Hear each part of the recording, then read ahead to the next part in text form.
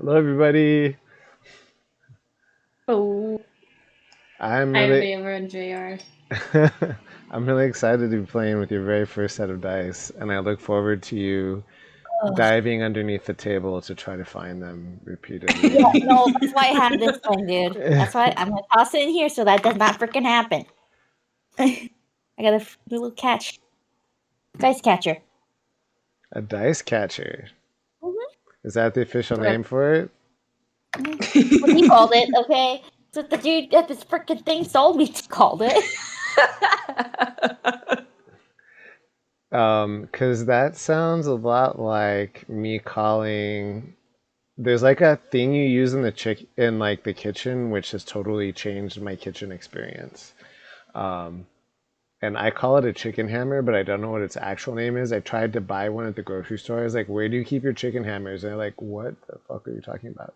But it's like that. Oh, mallet? Yeah, a mallet?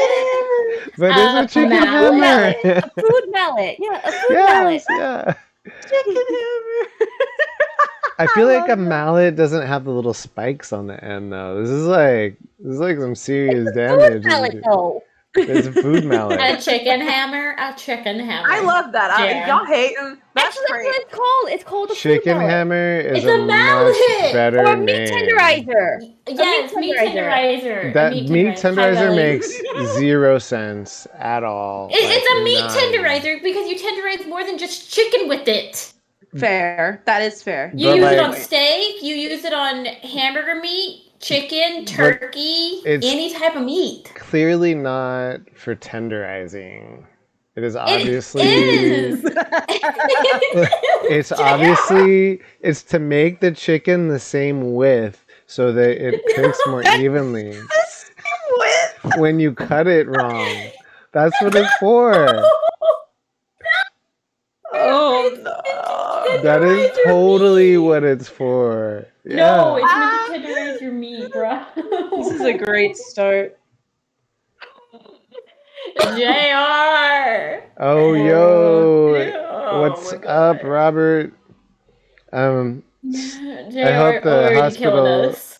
I hope the hospital calms down for you, and that you don't need to use the chicken hammer on any of your patients. Yeah. Meat tenderizer. Do not call it the chicken hammer. No, the chicken hammer. I'm gonna start calling it that. No, I want a Chicken weapon hammer in is a D&D better now name. called the chicken hammer. That's a good thing. I demand a weapon in D&D called the chicken hammer. I'm gonna change my name in your Discord to the chicken hammer now. Actually. Okay, so I'm getting like 50% skipped frames for some reason tonight. I have no idea why. Like, what did I do wrong? Shell! Fail. Shale showed It's up. Shelly Shell. Oh fuck. Oh. He didn't like being called Shelly Shell.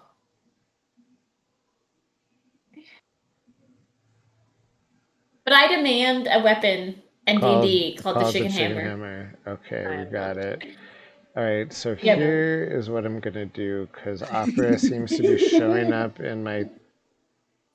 I don't know why all this stuff is like.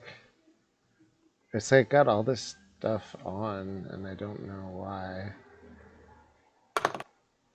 Oh, this thing's already gonna be on timeout. What is already putting you on timeout? The dice? The dice is already gonna go on fucking timeout. You already I've been getting, pissed at the dice. one. It's already giving me 6 freaking nat ones. I'm like, yep, you're gonna go on just Oh, dice jail damn. right now. Damn! Someone get fucking punked over here with her dice. Wait, but The maybe dice you're like, just getting, I'm gonna bad do rolls. any nat one. you're just getting the bad rolls out of the way now, so that way when we start, like, you know, you got it. Hi, Shell. Hi, Shale. No problem. Sorry, I had to reset my settings. Oh, we thought you left. Fair enough. No, I had my problems. I came in, tried to say hello, and then Mike wasn't queuing up. Dang. Yeah, I'm having Damn. like a huge encoding lag for some reason. Both get a better rendering computer. and Oh, encoding. wait, that's right. Well, okay, to be fair, my check has not yet arrived, so I'm waiting for it in the mail. It's been sent. Any minute now, I'm going to get like money that I could potentially spend.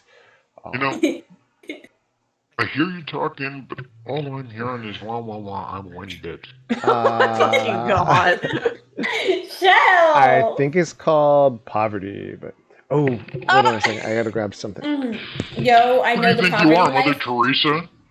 Jesus Christ. I know the poverty I mean, does life. have a flat ass like Mother Teresa, so I mean, it could be.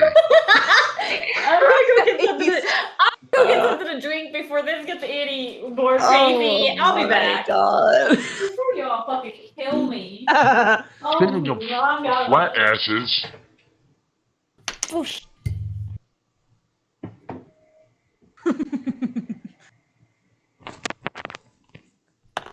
Oh my God. hello, Mother Teresa.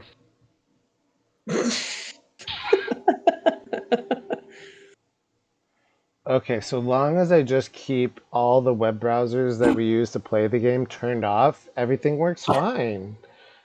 Because that you doesn't don't help, have right? a video card. Okay, so I have a question for you guys because I made myself some tea. If you saw a whole bunch of these little packets like this, would you think, oh, there's a tea bag in there, right? You know, it says green tea on it. Actually, it says No. yeah. No, you wouldn't. No. You would think No. that this is just loose leaf tea. Yeah. Okay, how am I supposed to know that there's no bag in here? Like, what do I do? It's not. Your first clue should have been that it's not in English. Well, also, bro, like. That should have been your first clue. That it wasn't But also, like, If why I would would have you? seen that package, I Why- thought you would have imported Chinese condoms, is what I originally thought. If there's like a pile, Yes. if there's like a pile of individually wrapped like teas, like why would you take loose leaf tea and individually wrap it? Like, why not just dump it all in like a jar or some shit? Because Like, most Chinese people don't believe in tea bags. They believe in pressing their own tea. Do you not know anything about Chinese and Japanese culture? yeah, Shit. but like, why would you So- individually wrap the portions? That's dumb. That's like a So total waste that way, of it's like you're at like a like hotels and things like that. They don't give you like a big thing. They just give you a portion size. Well, I got a whole Yeah. bag of these. Like a pay pod. Yeah, you can get a whole bag of them. It's so like if you have guests or something. if you have Yeah. guests and guests can like different like temperatures of like Or steeping. flavors. Yeah, but like Yeah. it's so much nicer to be like, I'm gonna scoop a spoon out of this loose leaf tea and dump it in, and like instead of like the mental trauma of having created more waste unnecessarily out of like You're going to go through, and in a place that has very limited space, and tends not to go through and have a huge sink in every room. You want to dirty a utensil when you could just rip open an individualized package. This and do is it that like way. almost bigger than a spoon, bro. Thing is like in like Korean and Japanese cultures and things like that, they tend to have smaller living areas than we do. Yo, have So you seen my every- living area? Smaller. Because like, look at the size of this shit. Every space counts there. That's not the only thing. That's not the only thing that's smaller. Yo, what the fuck, Pulling out the Or claws. Luckily, Shale has not seen my penis. I don't Just know. wanna Oh, I'm sorry. clarify That was that your nose you sent me a For picture of. anyone not who your might penis. be I almost like forgot. listening in, yeah. So, changing subject. Robert says he thinks the chicken hammer would be his pact of the blade weapon. For a warlock.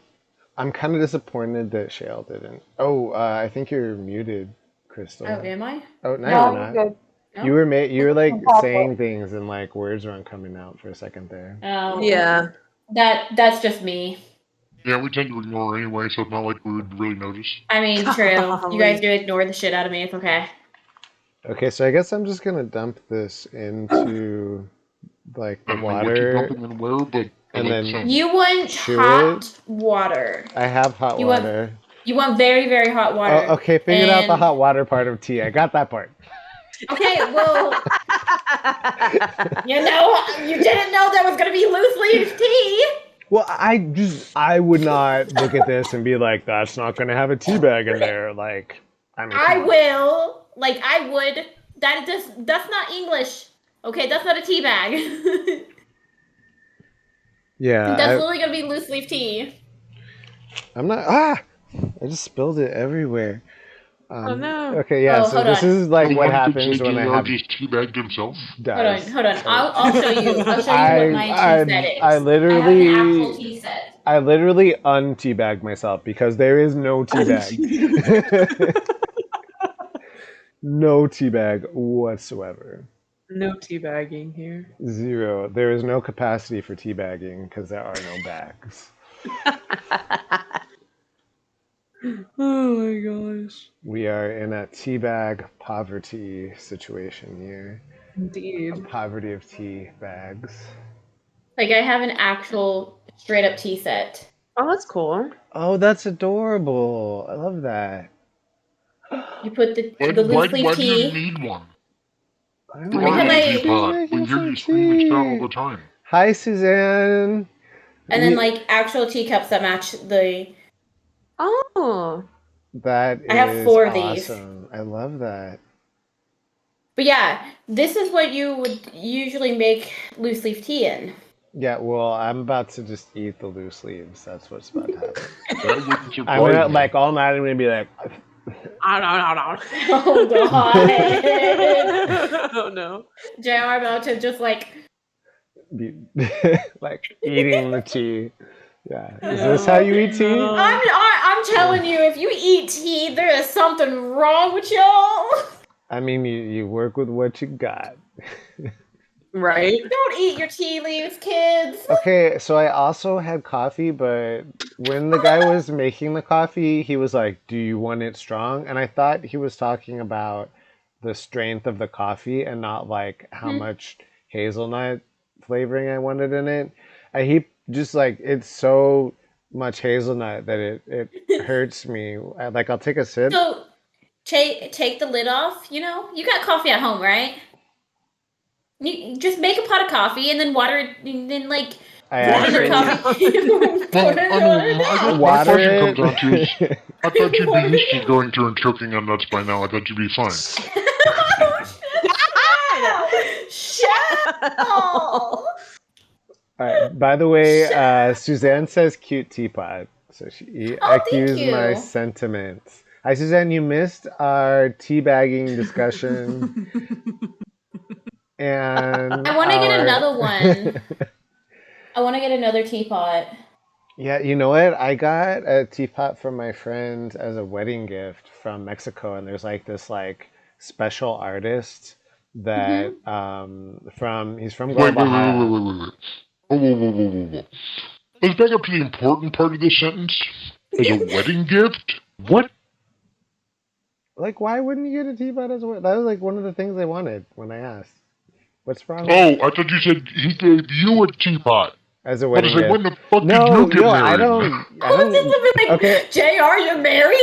Okay, first off, like yeah, clearly no one would ever marry me. Second off, oh That is no, a my lie. booklight went Listen, no, out. hold on, JR. I'll divorce my husband and marry you. How about that? Okay, let's go. Well, Okay. Vegas is not far away. Like, Okay, well, I have a kid, so you're about to become a stepdad. that's not. my sentiment was more so there's no woman that I feel is worthy of you, so I want to meet this woman because wow. I'm going to kick her ass. That's really sweet. Listen. Before you get married, she has to be introduced to all of us first. She's like past the gauntlet. Well, except for Like- Silver, because she might crack up the Downy Mommy whip and teach her a lesson. The dumb and mommy. No. You know, I've dated some people that would actually be into the Donmy Mommy whip, so that might be a bonus at the end of the day. Oh no, Suzanne, she came back. Suzanne was just at Disneyland and she was just like wrecking, or Disney World in Florida, because that's not in Florida. I never get them straight. And now she's got cough and she needs some tea. I suggest. Oh no. Oh, drink some tea and then have some honey. This I Yeah. don't know if like you have like a Pan Asian store near you, but there's like this certain type of tea, like it's orange tea, so it has like vitamin C and things like that. And if you put honey in it, it's so good. Just make a Ooh. box of 2 bags included. Okay, Right. also, there's this tea you can get at the grocery store called Throat Coat. Like, It's the best one. Even if you don't have a sore throat, it's so delicious. It's like an herbal tea that's like really nice on your throat. Throat coat. Wow. Throat coat. Yeah, I'm okay. Okay, Shale. Don't tell me your throat's never been coated. Because I know it has. I'm not touching that. The innkeeper coated your throat last time we played. No. Oh. Yeah, but we don't have any snake oil though. There goes Silver. There goes Silver. Silver's already like, I'm Move not on in, from I'm that not. conversation. Okay, so another thing that's kind of gross, but you might like, that my friend got me into, is pour a teaspoonful of vinegar and just drink the vinegar straight. Ew. And then take some honey and squeeze it in your mouth to like undo the damage.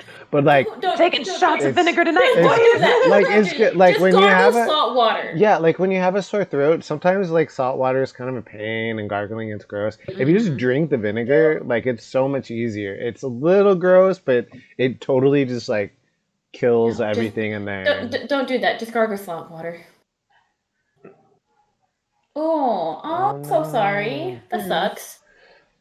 Oh, yeah, you know what? I had an ear infection for like the last like 3,000 months and it's been no joke. Like I just have not been able to get rid of it. I should go to the doctor for my ear infection, but I'm just like, Well, I went to like You're just gonna let it fester?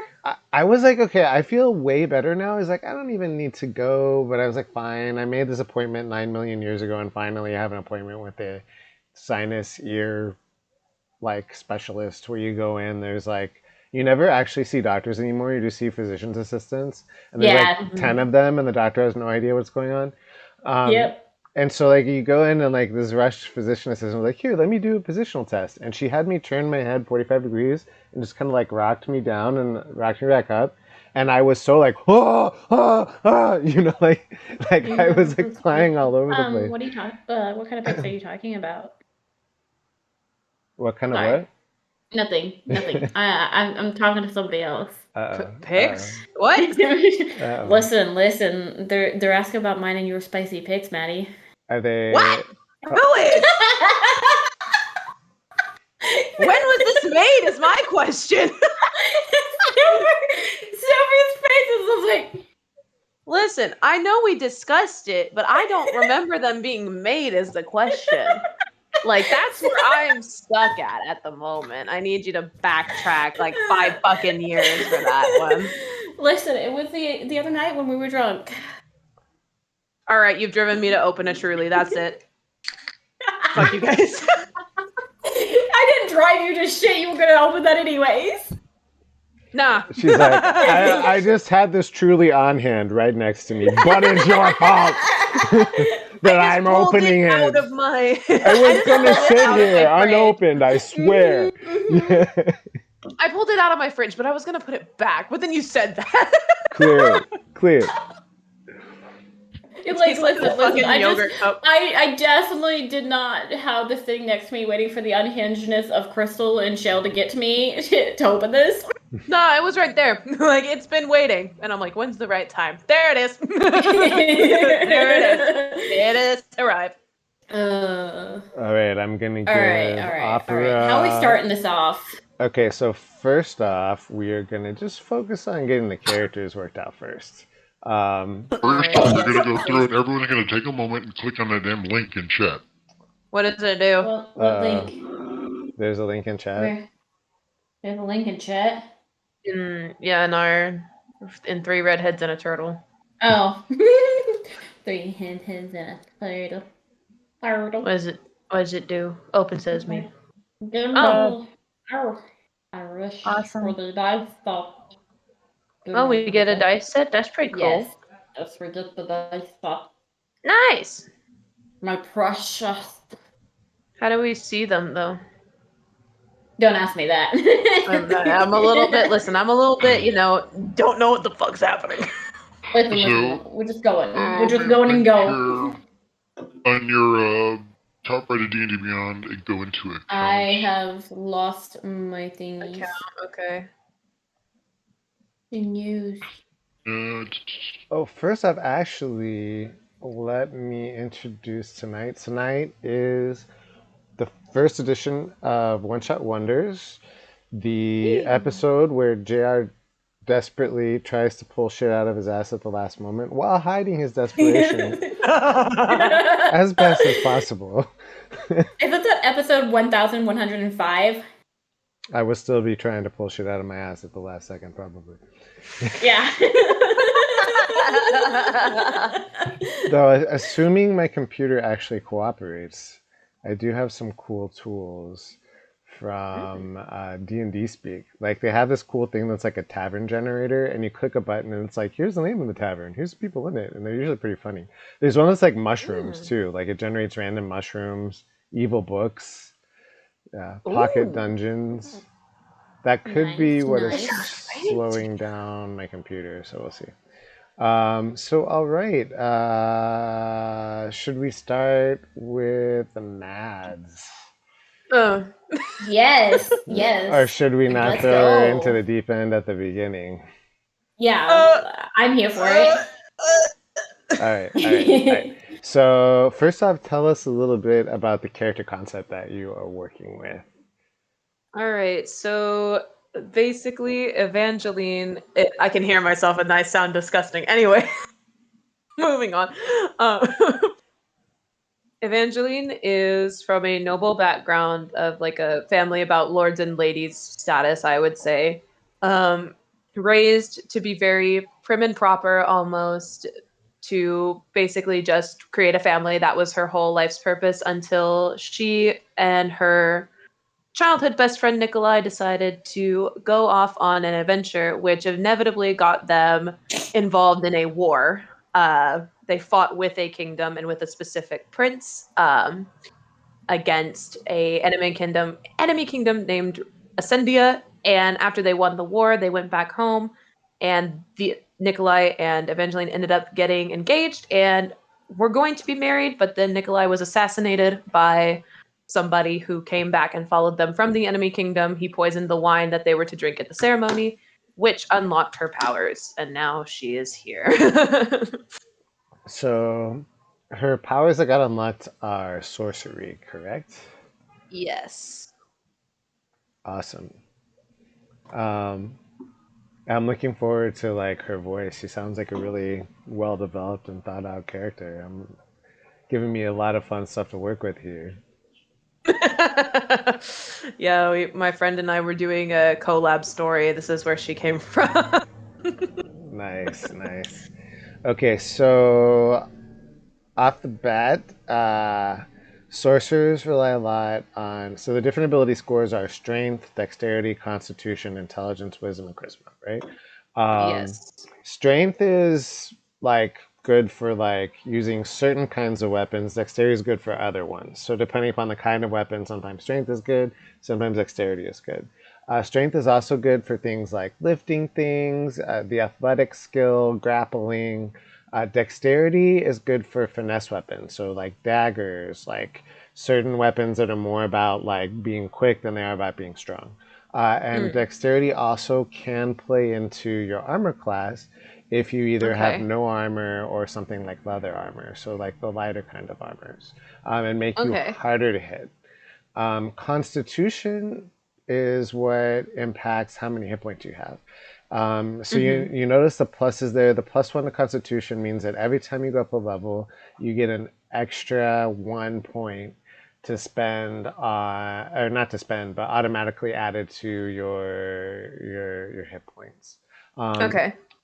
There's some other things that where these ability scores pop up. You see that little square there, right underneath? Those are saving throws.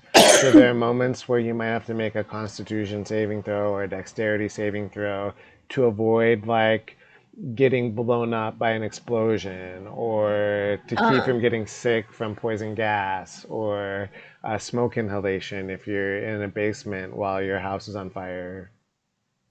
Silver. That happened to Silver her first session. Oh no. So the little bonuses here, they go up every 2. So if you have a 12 or a 13, it makes no difference. You get the same modifier. So there's no real advantage to having a 13, but there is an advantage to having a 14. So intelligence, that's used for wizards and spellcasting, but not sorcerers. But Okay. it does play a role in a lot of your skills. And you've picked some intelligence-based skills, I see. You picked Arcana, History, Investigation. So intelligence plays roles in a lot of those skills. It's an important skill thing. Mm-hmm. Wisdom as well. So I also noticed your wisdom and your charisma are 15.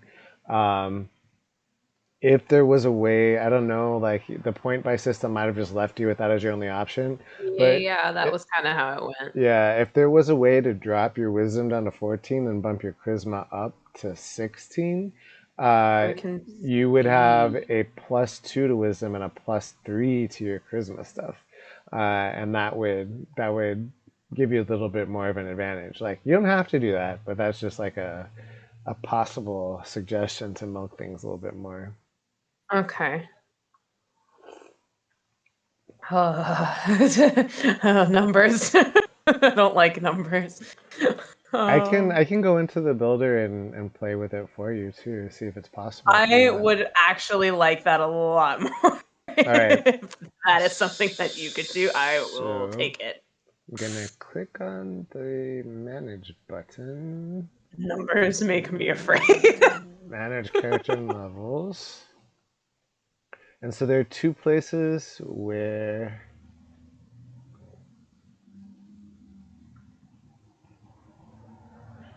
all right, here we go. Abilities.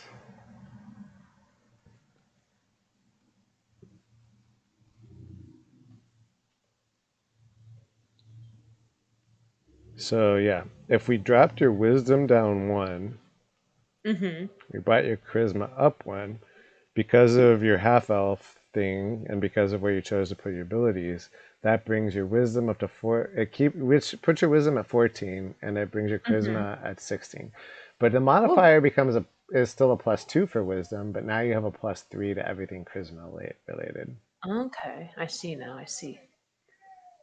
There you go. Nice. All right.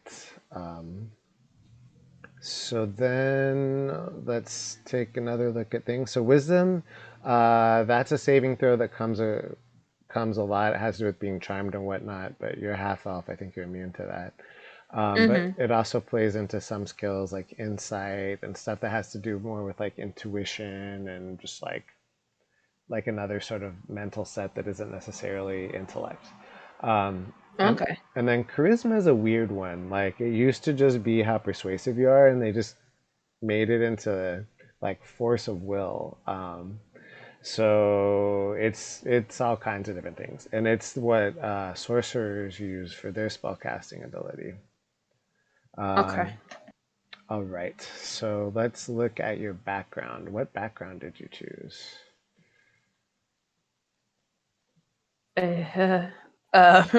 Description, background. Oh, noble. Noble. Okay, cool. So that's what gave you some of your skills. Yeah. All right, sweet. And then spells. I have put none. Oh. Not added any because I was not sure what to add. So, do you know how to add spells and equipment? I found where it is. Okay. When I was looking, but I was like, I screenshotted some of the spells that I was like, hey, those look kind of cool, you know. But I wasn't sure like which ones would be, I guess, best. I don't know if that's like, you know, objective. Honestly, like, especially for this, like, you pick your spells and then I try to find a way to make it useful. So, Fair enough. I mean, some DMs don't roll that way. I generally try to. I'm not always as successful. But I guess I would think, like, her magic, like, does it have a kind of flavor to it? Like, what kind of magic powers do you imagine her having? Like, what's the... Very light, I guess, not like light in damage, but like light in nature. So, like, you're thinking, like radiant, kind of like... Yeah. That kind of, like, light. So if you go and you click on the Manage Spells button. Okay, let me go back. So you go to the page that has your spells on it. There's like a little like square at the bottom Manage corner. spells. Yeah. Add spells. Yeah, so you get 4 cantrips, and cantrips are things you can cast whenever you feel like it. They don't take up Okay. slots, and one of them is called light, which allows you to make light. Oh. Some of them can do damage, so they're good. Like instead of having to use a weapon, you can use a weapon if you want. Mm-hmm. But sorcerers are only capable of using like staves and daggers, nothing super strong. Okay. But yeah, so you get 4 cantrips. And again, there is no bad choice. Actually, there are 2 bad choices, but I'll only tell you those Oh no. if you pick them. Yeah. Oh no. Okay, that's not good. No, I mean there's just no. So I do mean I just it's hit not. learn to add them? They're not actually bad choices. It's just sort of like yeah, you just click learn to add them. Okay, cool. They're not actually bad choices. They're just like the game mechanics are kind of unbalanced, and some of the spells that they made are like, well, that's not very helpful. You know, are poorly What, something I designed. picked or No, the only one that gets a lot of shit is True Strike. A lot of people don't like that one. Okay. Yeah, other than that, every single other spell is fine. Oh, I can see it. Okay. Yeah, because like when it comes to like the action economy in an actual battle, there is like virtually no scenario where that's even remotely helpful. So yeah, it's just like, but beyond that, like, and even that one, we could find a way to either fix it, or work with it to make it more helpful. But yeah, and then you get to pick, I think, 2 first level spells. Yeah, that's what I saw because I think that's why I was kind of confused. Was like I was waiting to add them until I saw like, I guess everything. Yeah. So yeah, there's all kinds of different things. Color spray is kind of light related. Chromatic orb lets you sort of pick the damage type. These are both color spray. I think hypnotizes or causes people to be like out of commission for a turn. Oh yeah, blinded until the next turn. That's Yeah. Other light related stuff. We can also reflavor anything else that you want to have a light element to it. So, some of these, like we could say witch bolt. We could just say it's like a glowing light. We could say fog cloud is like the sparkling brightness as opposed to an actual cloud. We could say shield is like this light shield, that blocks things for you. So whatever you want to do, like we can bring in a light element to it as well. Okay. Right, so I'm gonna give you a couple minutes to peruse through that. Yeah. And then we're gonna go to Silver's character. What you got for me?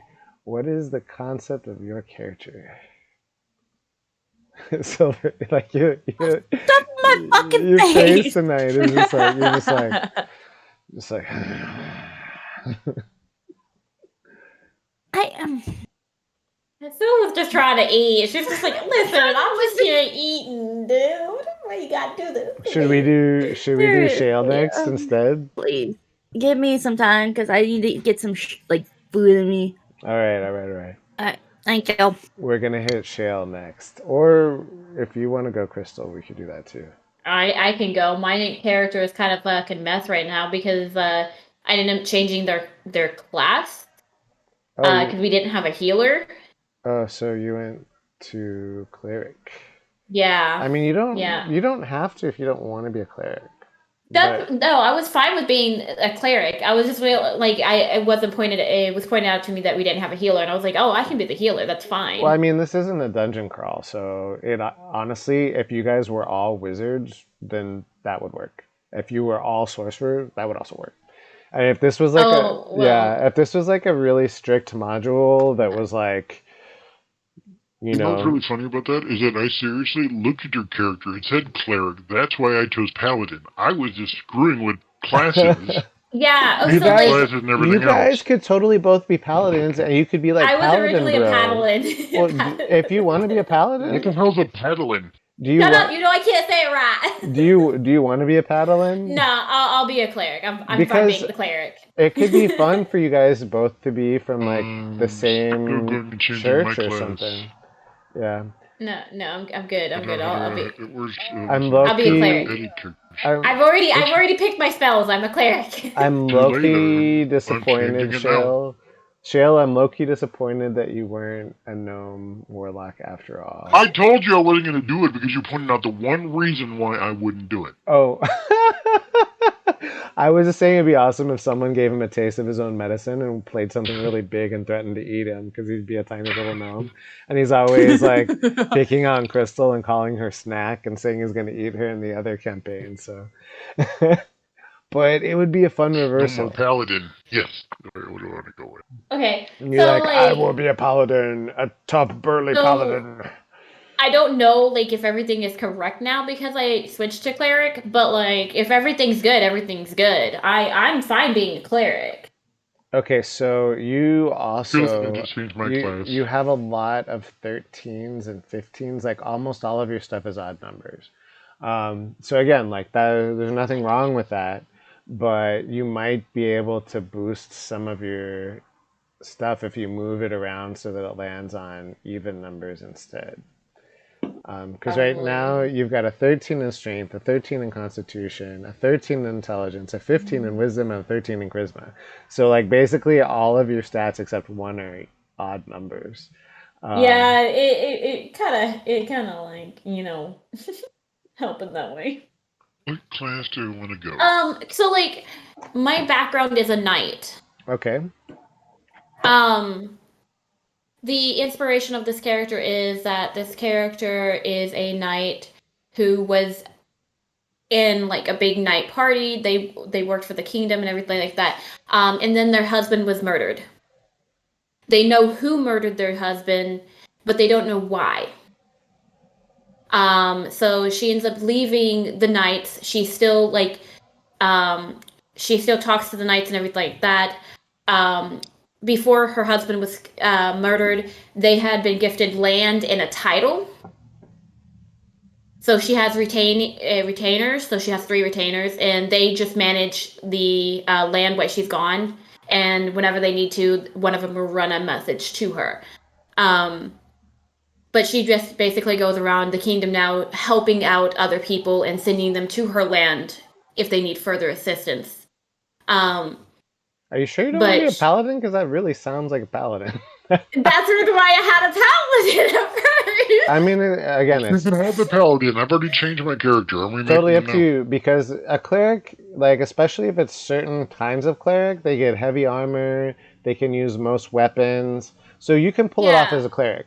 That's why I was like, I didn't mind switching to the cleric, because I was like, it still fit in with the background that I had envisioned. Yeah, but paladins also heal. Like they have lay on hands, so they can heal as well. Yeah, that's the reason why I was just like, that's the reason why I didn't mind switching to the cleric though, because like it still fit in with the thing that I had envisioned. Okay. Totally up to you. If you want to do paladin, I am down for it. Okay, so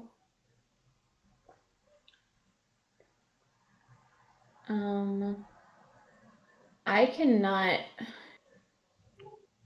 Everything is not going to work out for me here. Let me. What in the ability score area? Is that what you're looking at? Yeah. Okay. I think I got it. Do you want me to finesse it, or have you got? Yeah. Will you do it? Because like mine's not. It's not working in my head. Okay. I tried, but it doesn't look right. All right. Manage character levels.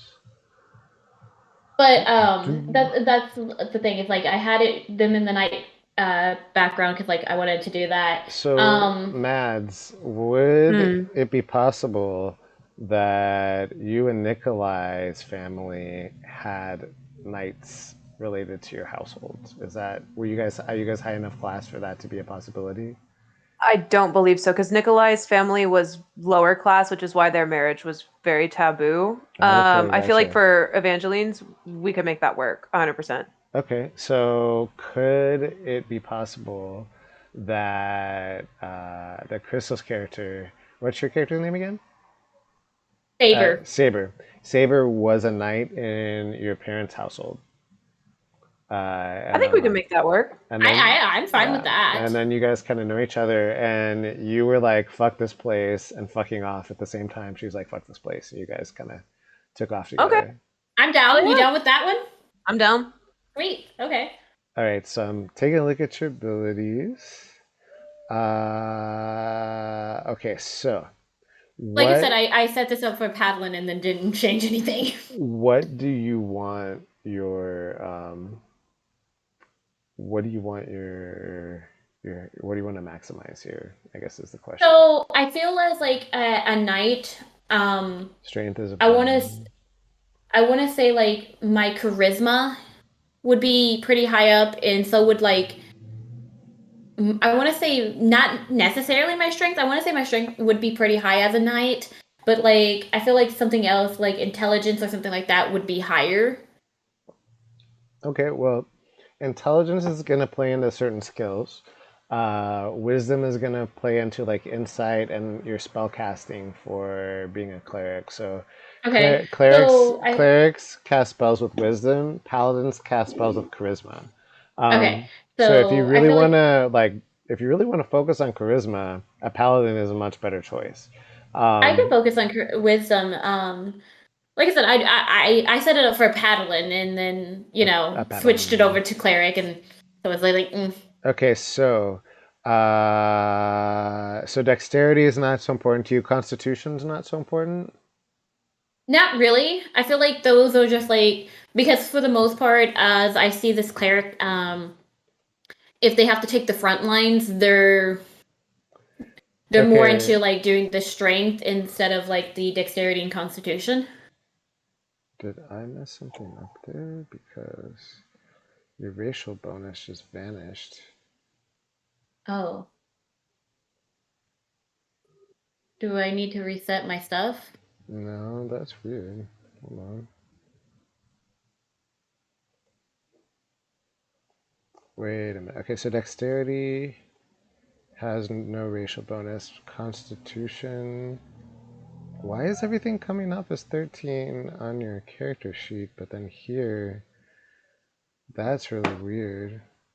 I don't know. That's really bizarre.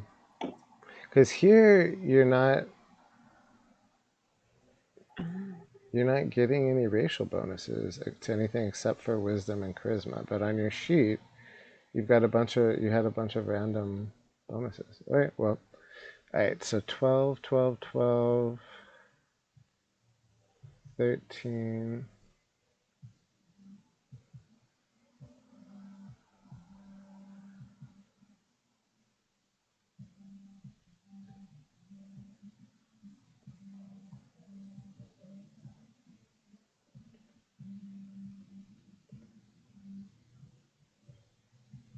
Nice. Okay. Sorry. I'm talking to myself. It's okay. I was talking to stream and I muted and then burped at the same time, and I was like, "Oh, did you hear me burp?" I'm like figuring my shit out, and I'm like, "Oh, okay." I mean, I'll be right back. To be honest, Crystal, I wasn't able to finesse anything because the total scores here on this page are different than what was showing up in your character sheet. So I don't know. Basically, you've got right now a 14 strength, which is a +2 modifier, 12 dexterity, 12 constitution, 12 intelligence, 15 wisdom, and 12 charisma. If we wanted to bring your wisdom up to 16, we would have to drop one of those others once to 10.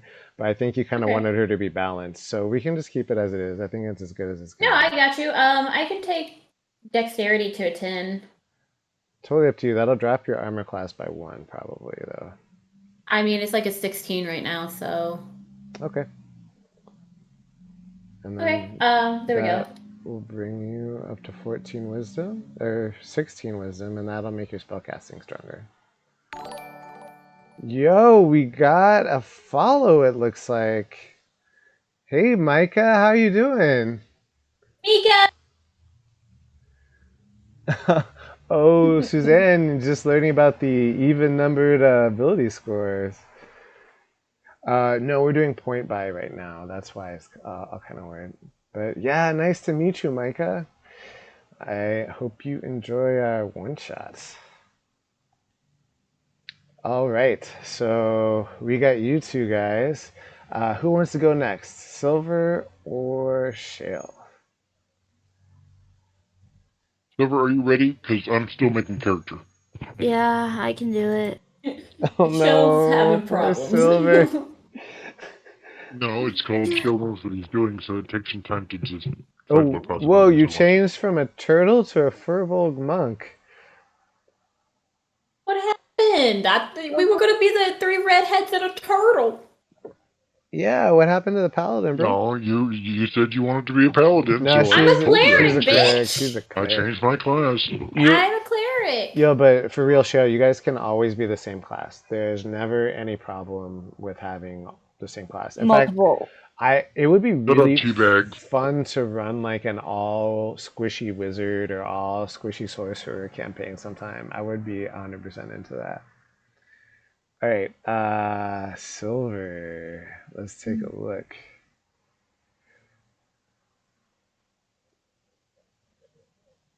I'm the turtle.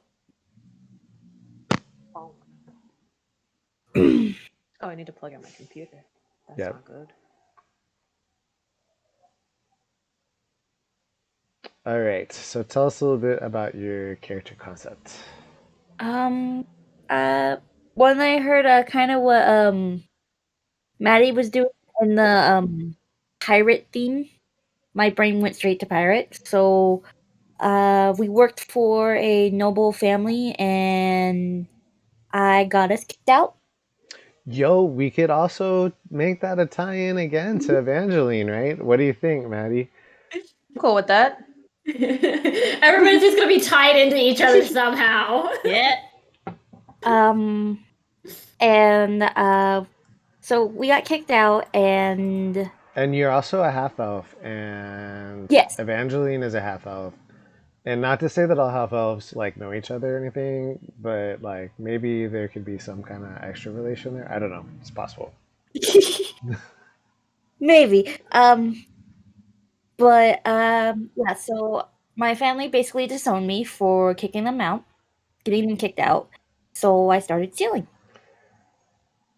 And then I pickpocket the wrong person and had the choice of either being turned into the law or becoming I became a crewmate. Sending any money or gifts I got from the crew straight to them. I'm in poverty, they're not. I'm fine with that. Nice. So Maeve is a pirate. She's got a cool pirate hat too. I'm loving it. So again, it looks like we got the decks up there. Charisma's pretty high. You chose sleight of hand for your expertise, which is good for picking pockets. You get 2 expertises. What was your other expertise going to be in? Didn't I pick a second one? I'm only showing one here. Oh, it says these tools. Okay. Yeah, that's an option. So thieves tools can be, you know what though? Like I have a special love of rogues because I always play rogue.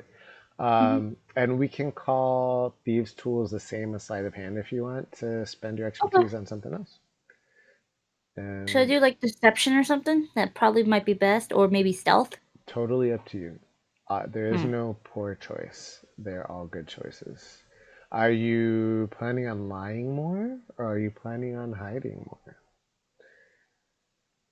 Well, it's kind of hard because when you're with the pirate crew, you have to be good at lying. I can see lying as being a good one. I think deception. Yeah, I think lying. Yeah. Stealth only when we need it if we're on land. We're normally on sea, so there's no really to be stealthy on. And you do have a +5 already, so you're not bad at it.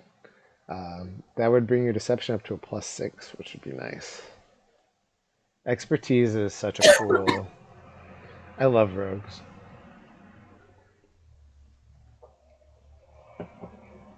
And so let's take a look. What kind of equipment does she got?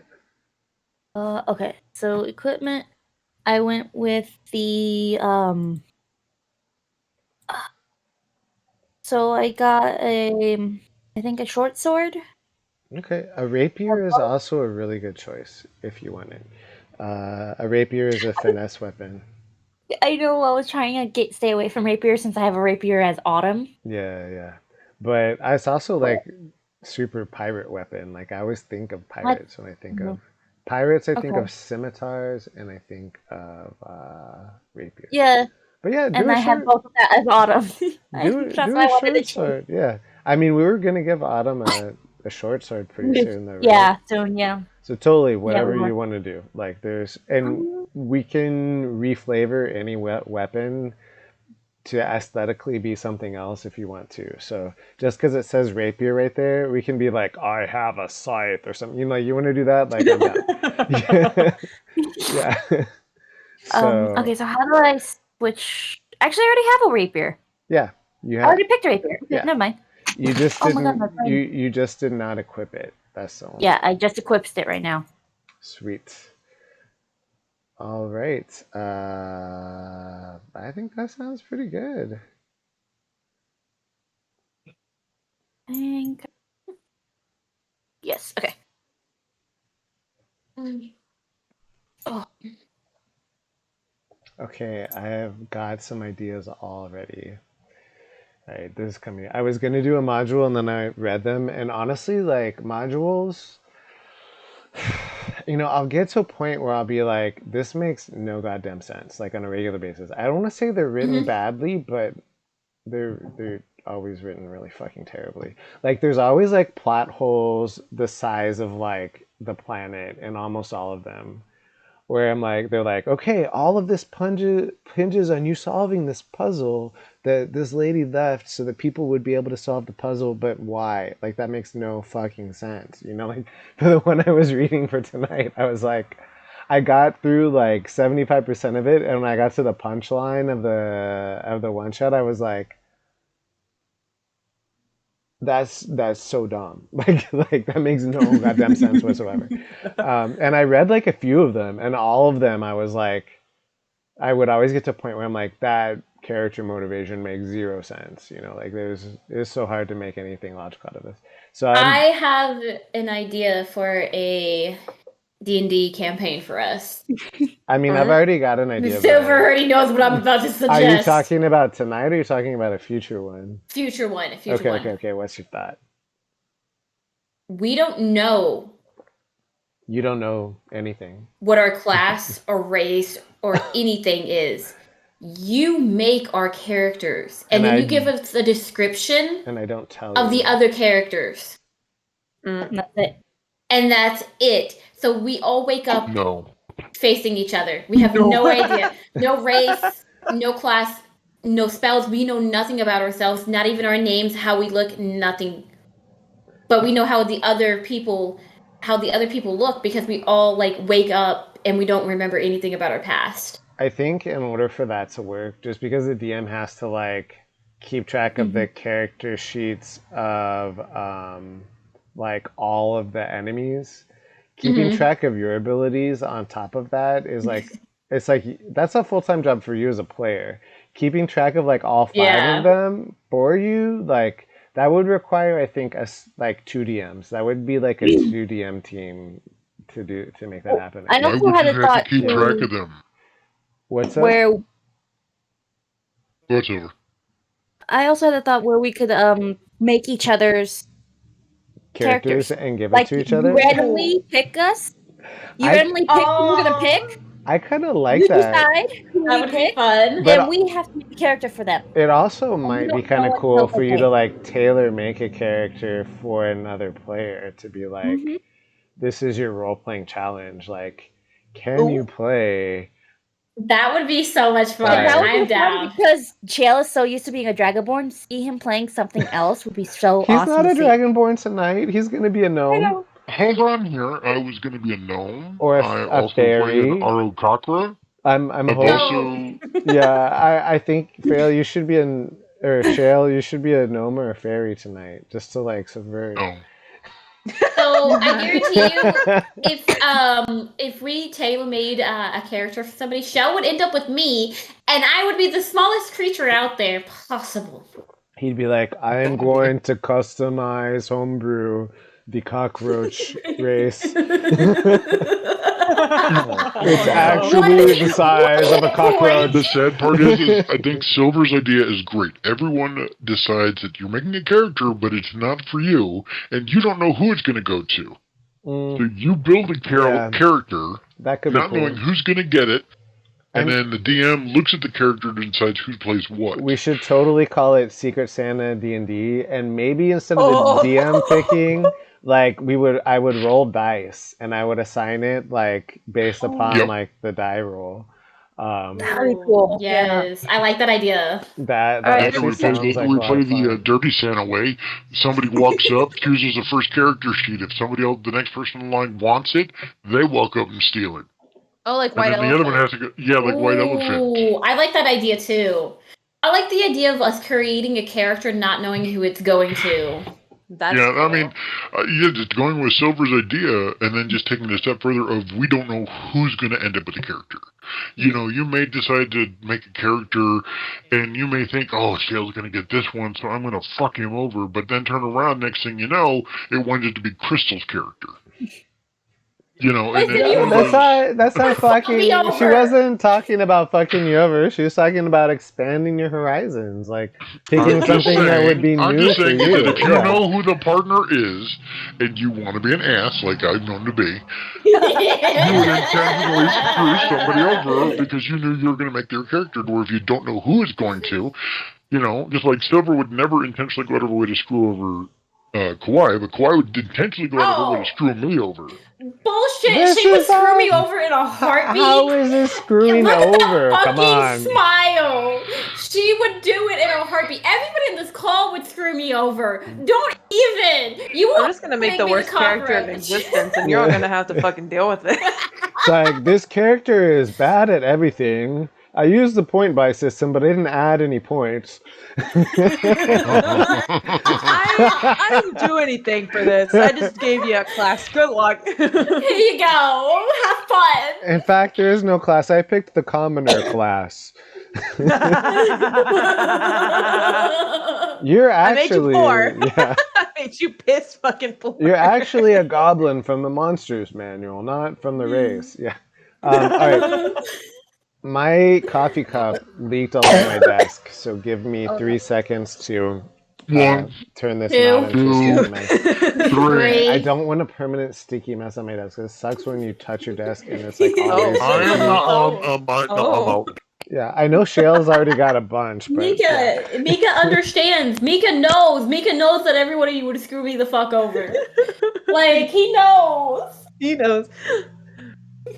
Babe gets it. Listen, I know everybody in this group would screw me the fuck over at the moment that they could with the character.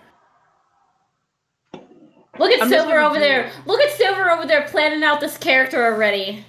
No, what I'm gonna do is I'm gonna make a character, but I'm just gonna pick a bunch of random shit. Like, I'm not even gonna try to plan it because I don't know what the fuck I'm doing anyway. You're gonna have the weirdest fucking backstory possible. I'm gonna make the weirdest backstory. Like you're gonna be like an org thing. From a noble family that was all humans, and you're the only org. Yeah, like pretty much. It's gonna be some like it would be justified. True. And if there are spells, like it's just gonna be like the absolutely most cracked spells in the world. Like they're not gonna make sense. It's gonna be like, oh, that one sounds cool. Okay, bam, bam, and like that's gonna be. They're not gonna be complementary to each other, or they're gonna be impossible for you to actually cast. I mean, TBH, I feel like that's what I just did. So, I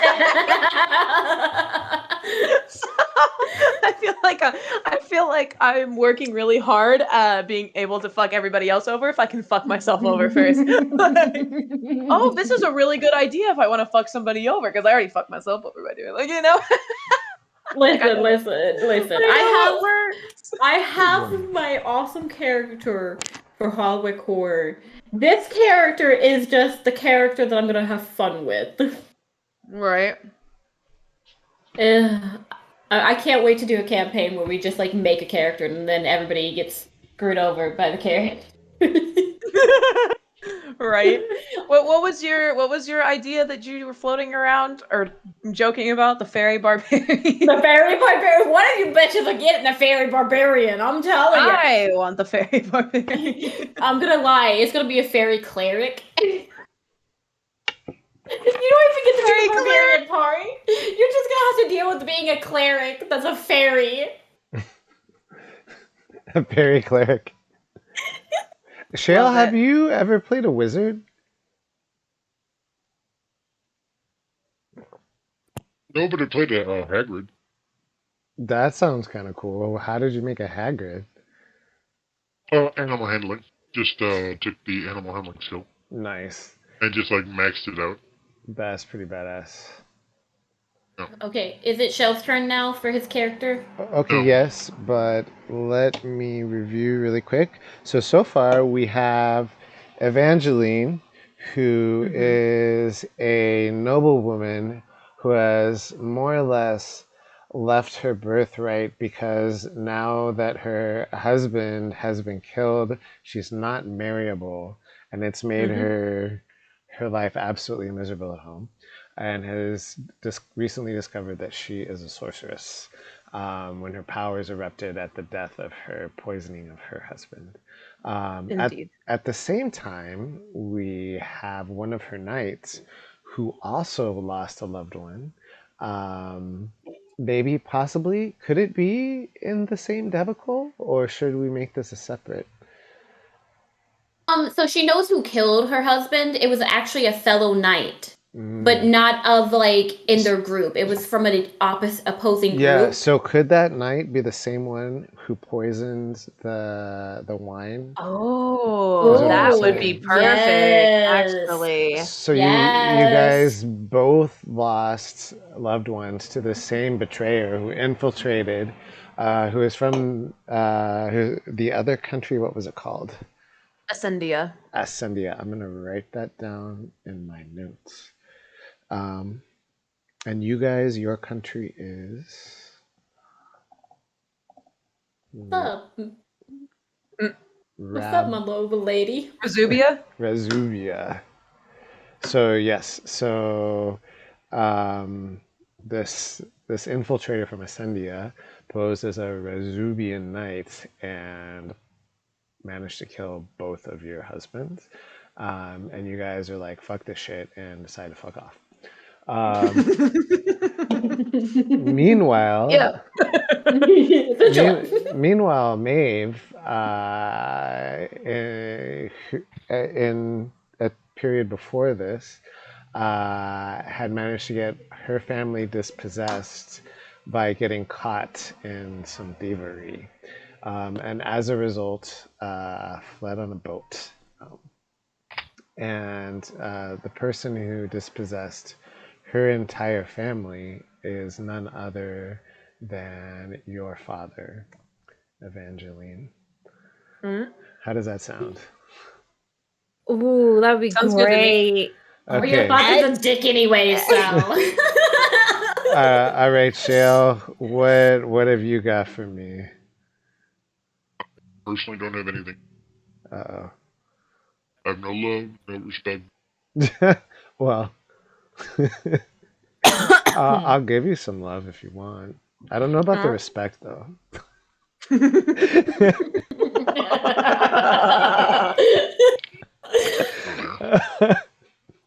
Why are our laughs the same now? What the fuck? Santa idea for the win is what Micah says, and yes, so he's into our Santa. All right, good night, What do I Suzanne. know? Okay, I know so you ugly old man. you're not gonna do the turtle anymore? No, I was told somebody else wanted to be a Damn it! paladin, so I changed my class. No, I gotta change we the chat. told you. Okay, so Oh, sorry. okay, well, if this is what you want to be, then let's roll into it. Just so long as you're enjoying yourself, that is the most important thing. Just change it to 3 redheads and a monk. And a monk? Okay. Yeah, Got it. it could be Anna Furbolg. I go into What can you tell us about Bumud? What's your central concept with this guy? Central concept is that he is from one of the tribes that sort of shied away from most populations. They get to themselves, basically. Think of Spartans, sort of. Okay?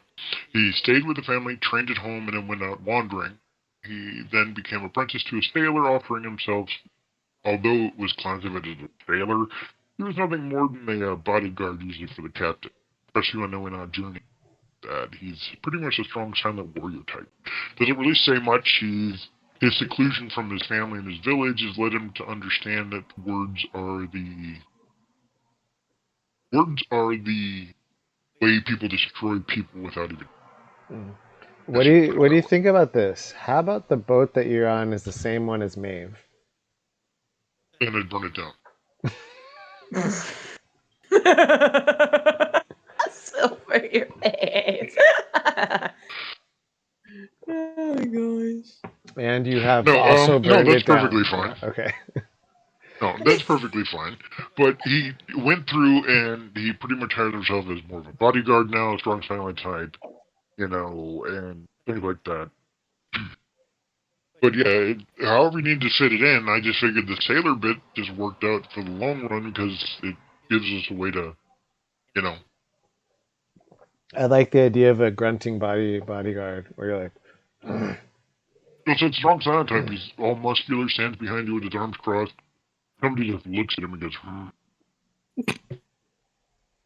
all right. So as far as what exactly, because I know you're gonna. Description is pretty much he's 7'4", 240 pounds. He has forest green. Do you ever play a character that isn't like 7 feet tall? My gnome is going to be 2.5 feet tall, but your gnome you never brought up a made. good Yeah. You kill all my fun. All right. Yes. Okay. For a bowl. All right. So 7'4", he's 240 pounds. He has fire red hair, forest green skin, and baby blue eyes. There we go. We have this is one of those all redheads. This is like the redhead all-star. We the redhead stepchildren. The redheaded stepchildren. The redheaded stepchildren is now the name of our redheaded stepchildren. That is awesome. Isolated, so he rarely speaks. He more often gestures or grunts. He does everything he can not to show emotion because it flaws logical thinking. And yeah, it's just he likes to kill things. All right, so I'm still back at this brutal degree of lag. I wonder if there's anything I can do to fix it. Yeah, get a new computer. Yeah, besides that. How do I check this hardware acceleration really fast before we move on? That I couldn't tell you. If you do Task Manager. Alright, who's texting me? Seriously, at 11:45 I think it's Task Manager. But, I could be wrong.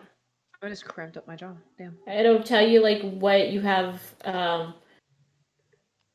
going. And then, if you click on Performance, it'll show you, what's being taken up. Yeah, I found it. I do have hardware acceleration active, which is necessary for AboveVTT to work. Okay, we need to change the chat title, please. Huh? Chat party needs to be changed to a ginger party or ginger party. Ginger party. You're right. I'm doing Ginger 3 redheads and a monk. I got it. I mean, he's a redhead too now, so. I know, but I like the title for my stream being 3 redheads and a monk. Ginger party. Well, I'm talking about the hardware group chat, not the okay. I was like, I'm gonna leave it though. Yeah, you can leave. There we go.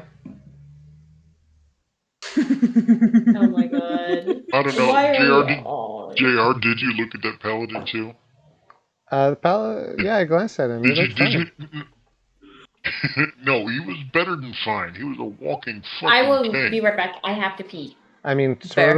turtles are like that. Their armor class Yeah, is I know. ridiculous.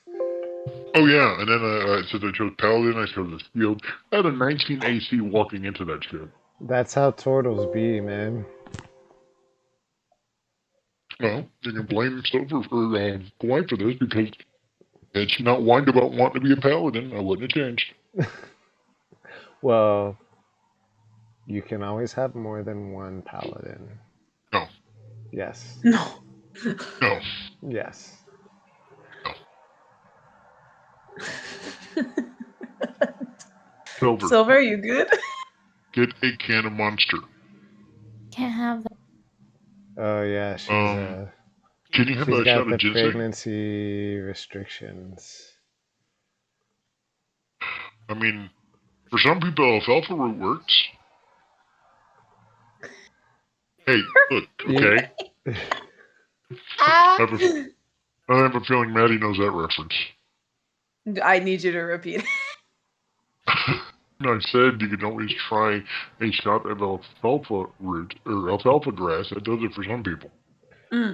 I don't think I get the. Oh, Kill nobody me. seen? Has nobody went through and seen Death to Smoochie? Oh hey, No. you know what I think the problem was, Cheryl? I needed What? to turn hardware acceleration off in Discord again because I think when it updated itself, it turned it back on. I think that's It might have. probably it. That's probably why everything's wrecked right now. Somebody get Silver some like tea or something. Yeah, I've eaten so much tea tonight. I've like eaten a ridiculous. Every time I take a drink, it's like it's in my mouth, like so much of it. Did you not filter at all? Don't you have a cheesecloth? I have nothing. Cheese, like I don't even have any cheese. Oh my god, cheesecloth. Hardware Cheesecloth is a acceleration. type of strainer. Why is this going off right now? Okay, hardware acceleration is off, so I don't know why. Don't know why Discord is taking up like 40% of my CPU randomly for no reason whatsoever. Like, thank you, Discord. Probably because it doesn't like you personally. It's like it updated and it was like, I hate you now. I'm going to use all of your graphics. Ha ha ha ha ha. Well, you know what? This wouldn't be a problem if you had a better laptop. Okay, yeah, okay, no. I'm going to buy a better laptop. If not very soon, by Cyber Monday. That is the plan. Cyber Monday. Drink milk upside down. That is such a good idea. Babe, I don't think you know what you're talking about. That is a suggestion from Micah Much. Yeah, that's my boyfriend. Ah, nice. I don't think he knows what he's talking about. He has the best advice. Oh, don't boost his ego like that. All right, here we go. Here what goes. Here goes nothing. Here goes me trying to turn on Opera while we are streaming. Let's go, Brunhilde. Anytime today. Oh wait, we gotta wait for Kawhi. She's having an adventure. She fell into the toilet. She's going to the where? She fell into the toilet. Bathroom. To the bathroom. How is the toilet, Crystal?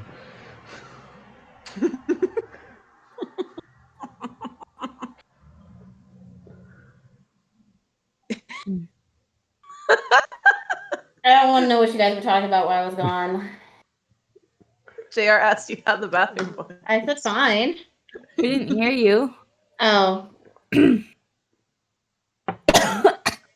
All right. AboveVTT.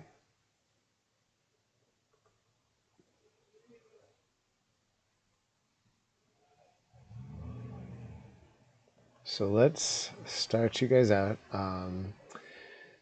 Basically, Madz, I forgot to run you through this part. Are you using what web browser are you using? Microsoft Edge. Oh, awful.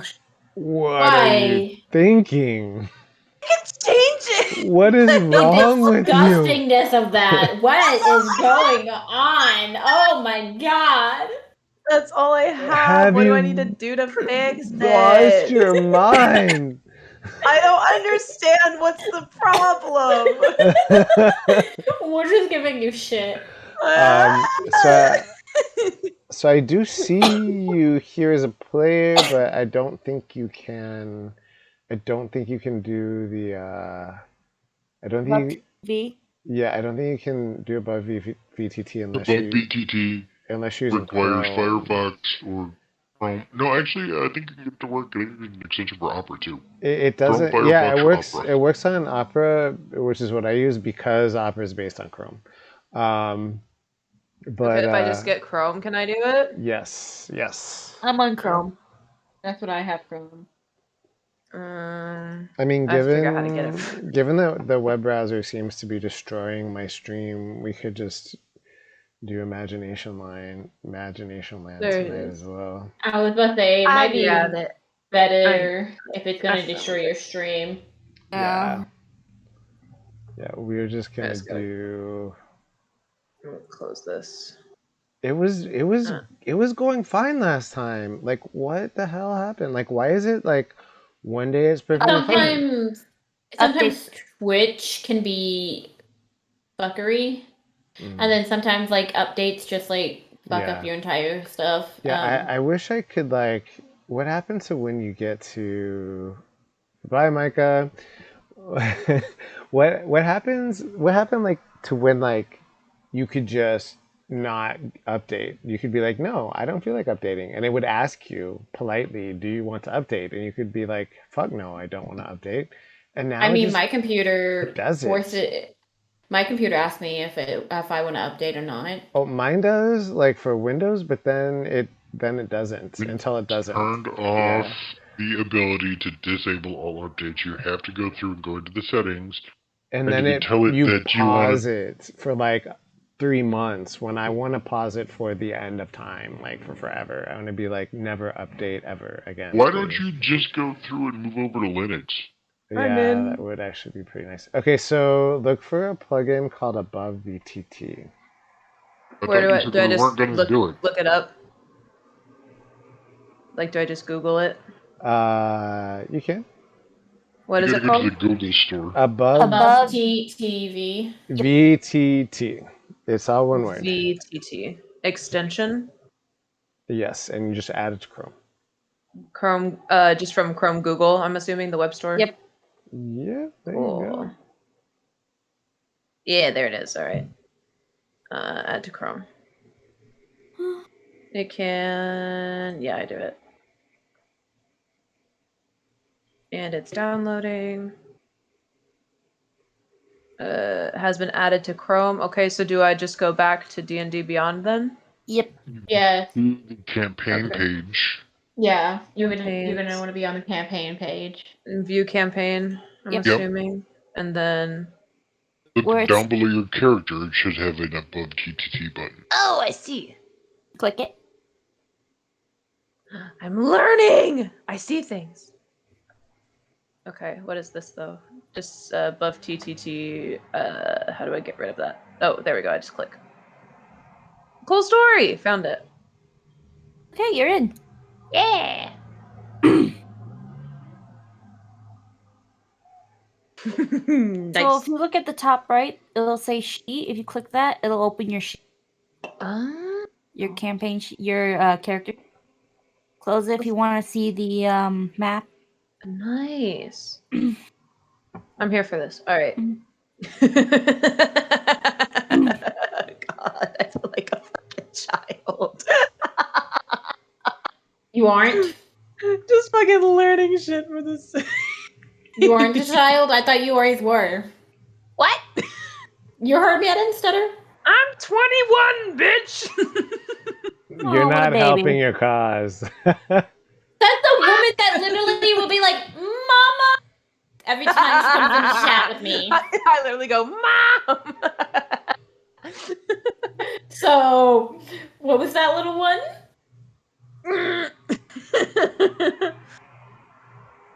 All right, Shale, what was your character's name once again? Spelled backwards. What? Oh my lord! I just realized that. What? Not That's dumb, freaking spelled smart. backwards. The mud is dumb backwards. Mud. Oh Okay. my god. You're Oh my you're God. pulling from like this crazy well of creativity today, Shale. All right, what is the name of you guys' boat? Finger party. No. No. It is called the Flowing Ginger Tresses. Let me look up some boat names. Hold on. It's, No, I like that. Can we call it Jenny One? it's called Red Seas. I like that one actually. Okay. Or That I'm okay with. How about Red Wave? That one's good too. Right. The Red Wave. Okay, describe either of you, whichever wants to roll with this. Tell me a little bit more about your boat and your He's been on it longer, so yes, Cam. She's like, deflection. Shale, go. The Mud. Tell me about your captain and his boat. Oh, and the captain I have is Captain Killian. If it Captain Just Killian. no. So, do you have a description for Killian or no? no, actually, Who is Captain Killian? that's a let's see. I would say he's about 6 foot, black hair, blue eyes, like goatee. Nice. Always has his hat over his eyes when he's in the tavern. Sword is always on his hip. His gun's on the other hip. Basically, you know those nice oh god, brain pirate coats.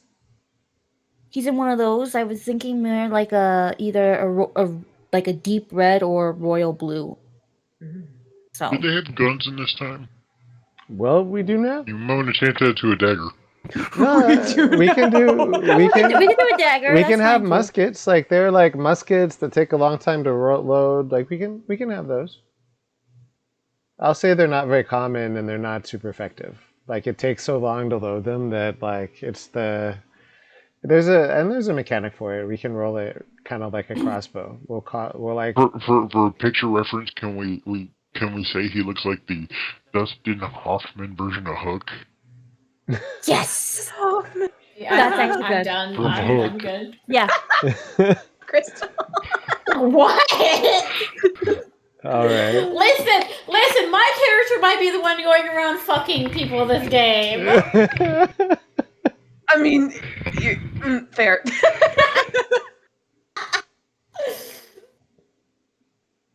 Yeah. Okay. Basically, but not as long as hair, I think.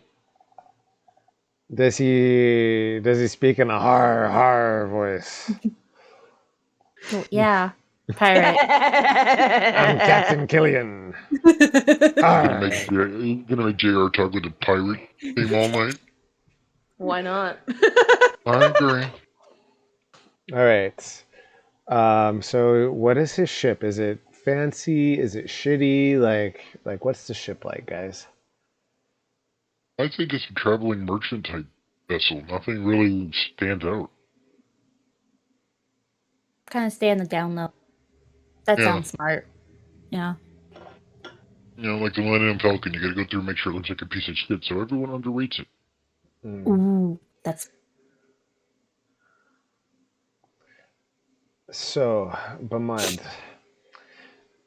describe what your character looks like Okay, as if in you're the gonna middle go- of the afternoon. if you're gonna go through and do this, I'm gonna have to tell you how to pronounce the name, okay? Okay. Alright, the name says Bmud, but the BM is silent, it's just UD. Okay. Okay. He has silent BMs. Got it. Yes. So Ud. Tell me what your character looks like in detail. It is the afternoon. So he's not dressed in like Sunday's best. He's just your average-looking farmer type outfit. And a loose-fitting tunic. Casual, like brownish, blackish pants. Slightly dirty because the ship's not well kept, so he's got dust and all that stuff all over him. He carries a quarterstaff on his back. And he's pretty much just walking around the deck, just looking out, trying to keep an eye out for, danger and things like that. Okay. The captain, you see, is like, heading towards his quarters, which are, despite the ship looking kind of shitty, absolutely lavish. And he kind of growls at you. Are you hungry yet? You're Sort of shake starving. my head, no. You're actually starving. What? Yeah. I'm starving to death. You haven't eaten I breakfast. haven't lost any of my health points, have I? It is. Is it like Minecraft that I lose health every second and It is 3 p.m. and you have had 0 meals for the day. You're starving. I'm going to shrug at him like, I guess I could eat. I'm fucking starving. Where the fuck is that cook and why don't we have our food? Do me a favor. And I'm going to start making whammy for the galley. Well, thank you. I hadn't told you to leave yet, but good on you. And he kind of marches off to his quarters. Maeve, where are you at this moment as Erd is headed towards the galley? Probably be sitting in the crow's nest, kind of just whittling. You're whittling? Bored. What are you whittling? Probably like a wooden statue of like a dog. Okay. So you've got this wooden statue of a dog. What? Also, give me some more details about your character. Describe her in as much detail as possible. Okay. She has ginger. very long ginger hair, like Scottish ginger. Ooh. Curly. It's constantly messy, so she always has it tied up in a braid, pulled away from her face. She has like a small, like crew member hat, so it's not quite a captain hat, but not decent. Quite as fancy, but still piratey. Not quite, still piratey, yeah. White blouse, black pants, dirty of course, and like a skirt overlay to hold her weapons, and like thigh high boot. Emerald green eyes. She's very fair skinned with lots of freckles. That's pirate sun is gonna be really brutal on this Really ginger brutal. party. Yes. That's why she always has her hat. Why isn't sunblock invented yet? No. Okay. All right. So you are eyeing the crow's nest while Ud goes to the kitchens. In the kitchens, you see the cook. What name should the cook be on the red wave? His name is Shal. I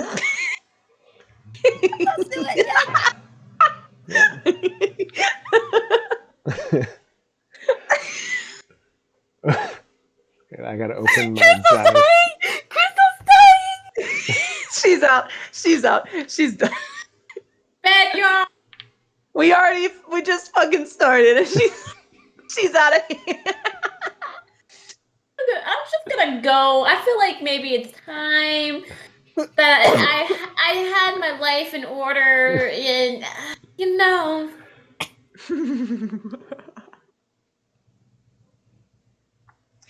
So Shal has quite a mess on his hands. You see boiling pots, like one is like overboiling, one doesn't seem to be hot. He's like frantically chopping some stuff. Stops to like wipe his running nose. Well, what the fuck do you want?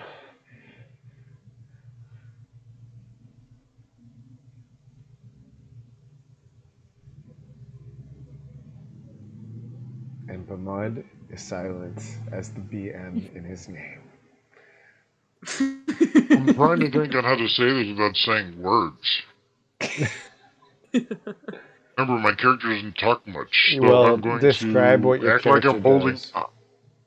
That's what I'm trying to Yeah. figure out what he would do. I Okay. guess I'm going to imitate a hat and pull it down, make it look like a captain's hat, and then I'm going to sort of like I'm holding a bowl and shoveling food in my mouth, and I'm going to point up towards the deck. He looks at you. Say that again. You want something up your throat. Maybe this spoon could dislodge it. Grab my staff and tap on the bar and then point at him. You want me to stick the staff up your throat? Alright, at this point I'm just going to walk up and hit him. Hit him? Not hard, just bop him upside the head, because he knows what I'm talking about. Okay, He's just being ignorant. Make an attack. Well, first off, make an insight check. Second, make an attack roll. What?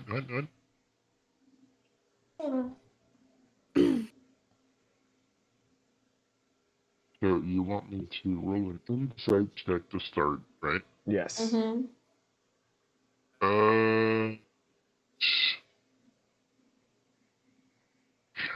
How do 17. the character sheet off and game log showing up? There you go. There you go. 17. All right. So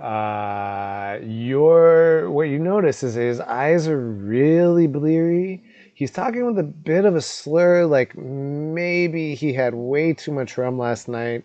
His hair's a little disheveled, and his nose is running, and he's like blinking a lot. Like you get the sense that this motherfucker is like so hungover that he's half brain dead.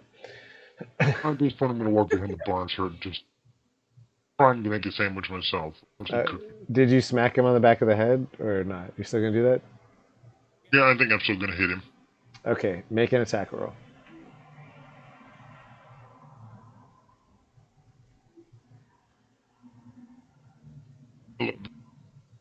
What? 11. That actually hits because his AC is 10. Okay, so you smack him and he like staggers, knocks over one of the pots. The pot like falls to the ground. And as he turns around, one of his like kind of torn tunic hangs a little too close over the fire and catches fire. He doesn't notice right away. He's like, "Oh, my soup! Oh, damn it!" And he bends down to try to pick it up. His arm is on fire. Shale, what would you like to do, Ud? I'm going to get soup. You're gonna what? Pick up the soup. Okay, so you pick up the big giant like thing for the whole crew of soup. Well, probably about half of it spilled out. And his arm catches more on fire, and he notices, He runs over, he looks for something, grabs the nearest jug that he can find to dump on the burning arm, and it turns out that he accidentally grabbed a jug of rum. The fire explodes and spreads all over the kitchen.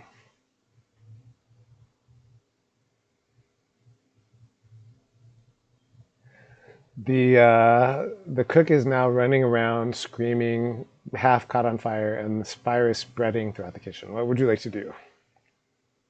Take a look around. Is there a towel or anything I could use to smother the flames around the ship? You see a small hand towel that's probably about 5% of the size of the flames at this point. Alright, is there a,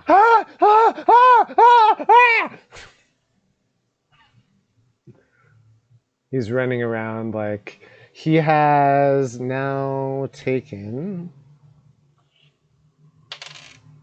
5 points of damage and is barely alive.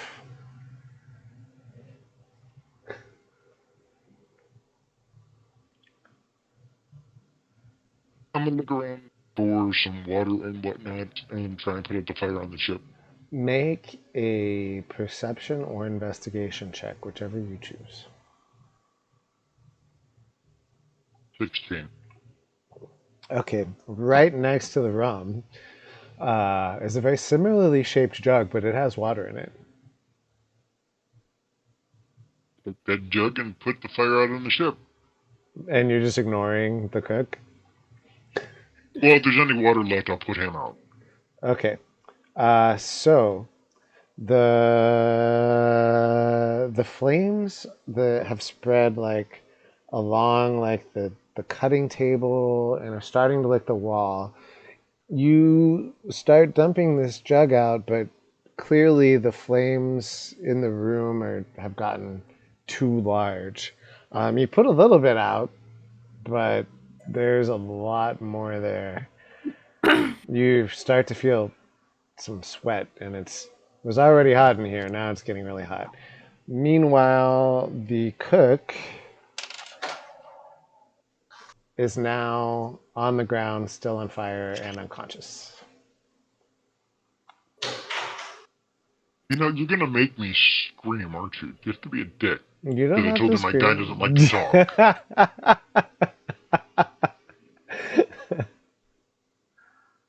Well, you also That's said right. you wanted to burn down the ship, so I am totally all about wish fulfillment here. You know something? I think, I have an idea.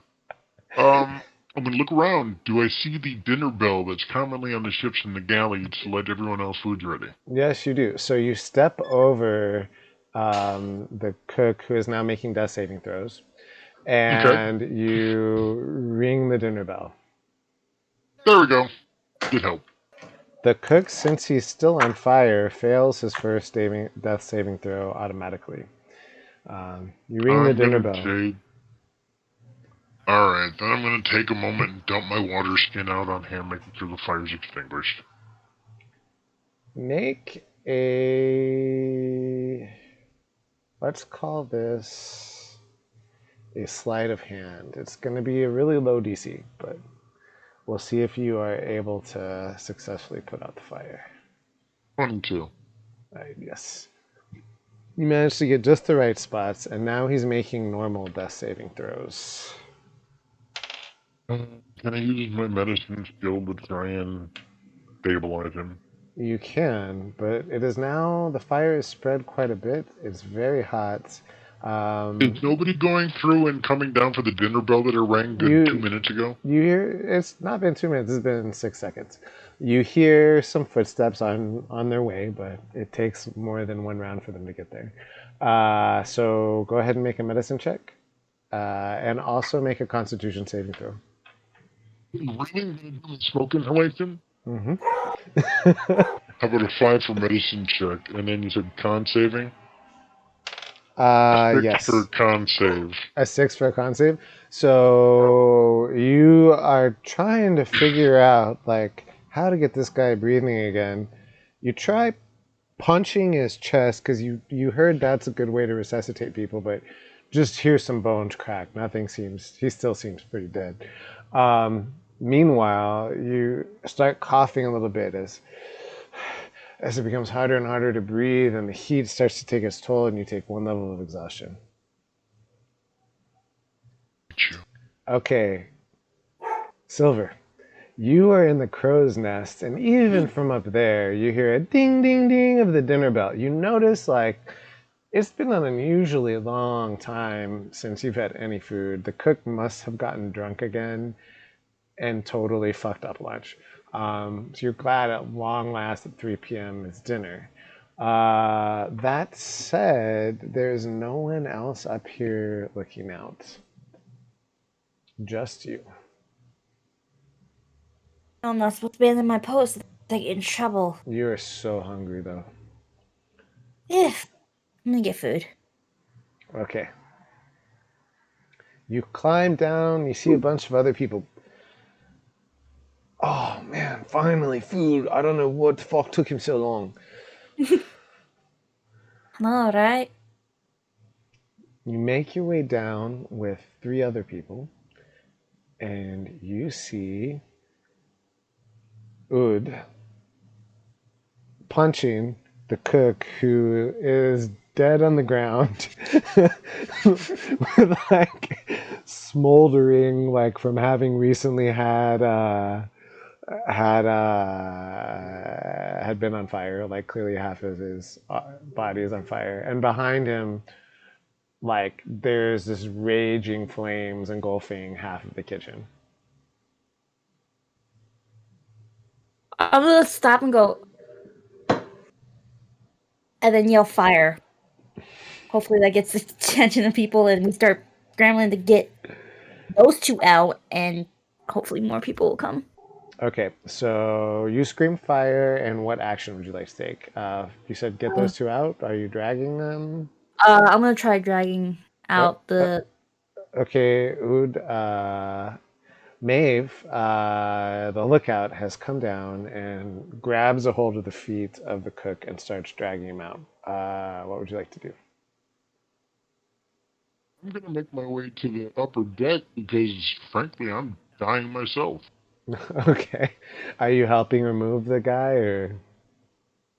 I guess. Can I intentionally drop him on the stairs a couple of times? Sure. Odd. So the bludgeoning damage from him being dropped on the stairs causes him to fail his final saving throw, and he is now expired. The cook is dead weight in your arms.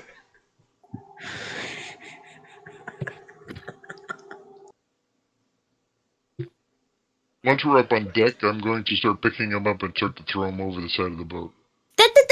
No. Stop.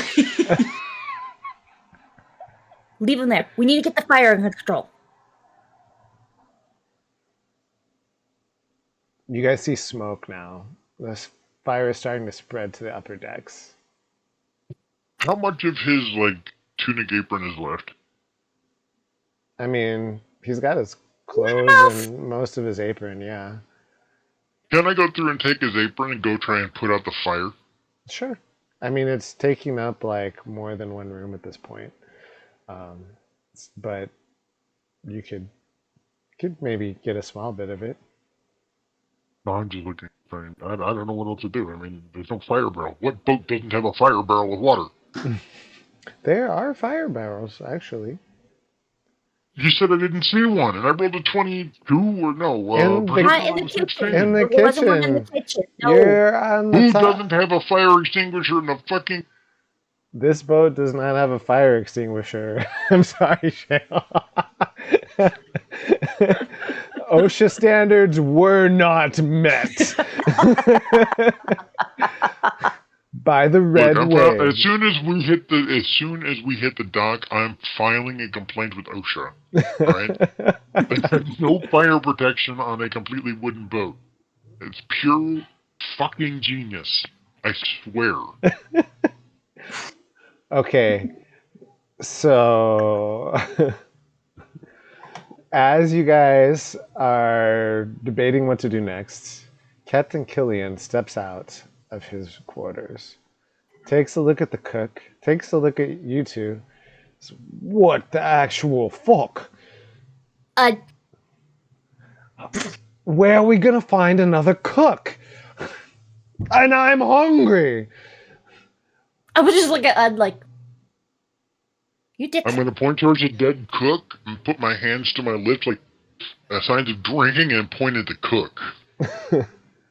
I mean, yes, we knew he was a drunk, but do you know how hard it is to find a cook on a pirate ship?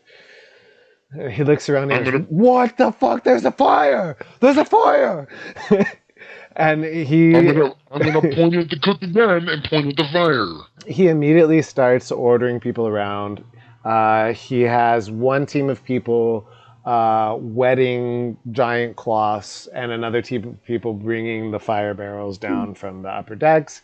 Both of you the fire barrels go downstairs. Roll a d20 for me. 1, 2.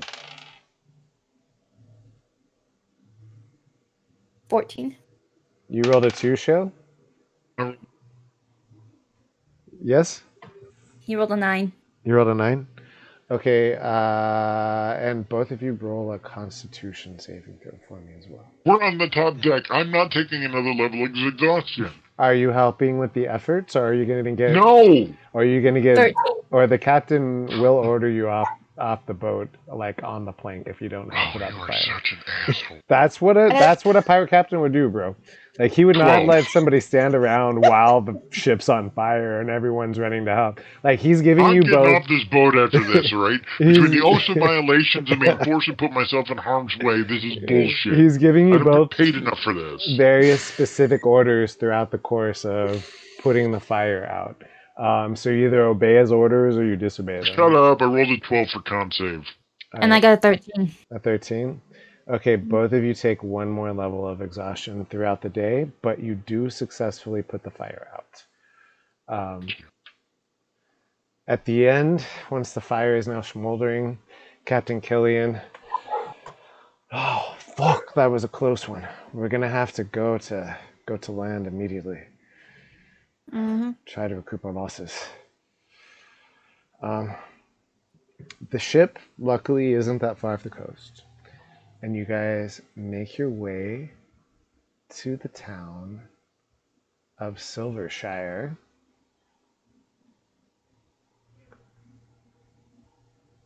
And as you land, the Captain Killian pulls you aside, Maeve. Mm-hmm. Listen. Just look at him wide-eyed, like, yeah. Fixing this ship ain't going to be cheap. I'm gonna need your help. Oh, I mean what I mean? Roll my eyes like, are you fucking crazy? You're drunk. Jeff did this. We're gonna need as much money as possible. See what you can fleece out of the town and bring it back. Otherwise we'll be here for fucking forever. I promise. Next time we make a raid, I'm going to up your share threefold. Ud, Alright. keep her Good. safe, and I'll up your share as well. Oh, see, now he entices me by making me a bodyguard. Coming in!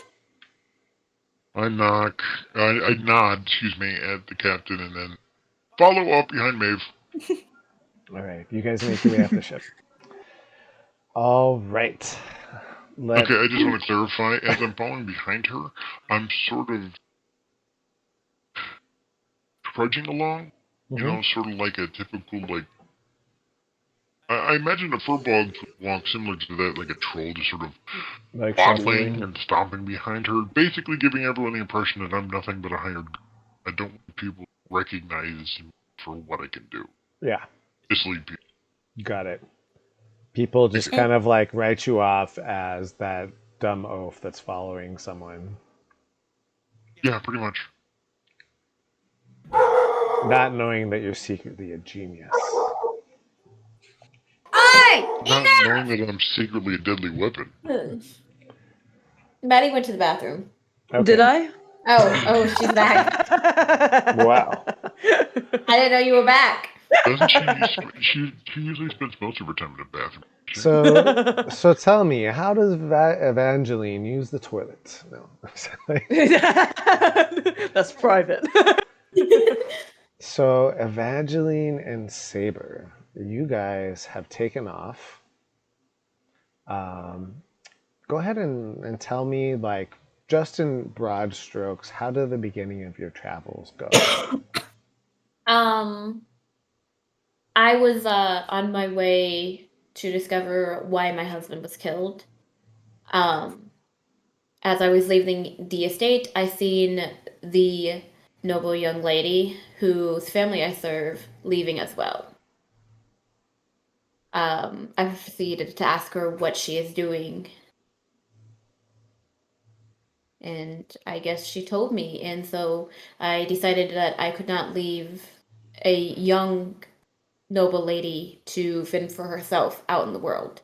Actually, So we decided to team up. let's go ahead and roleplay this moment, and then we'll fast forward to where you Oh, get okay. Go ahead and describe your character in detail, Evangeline.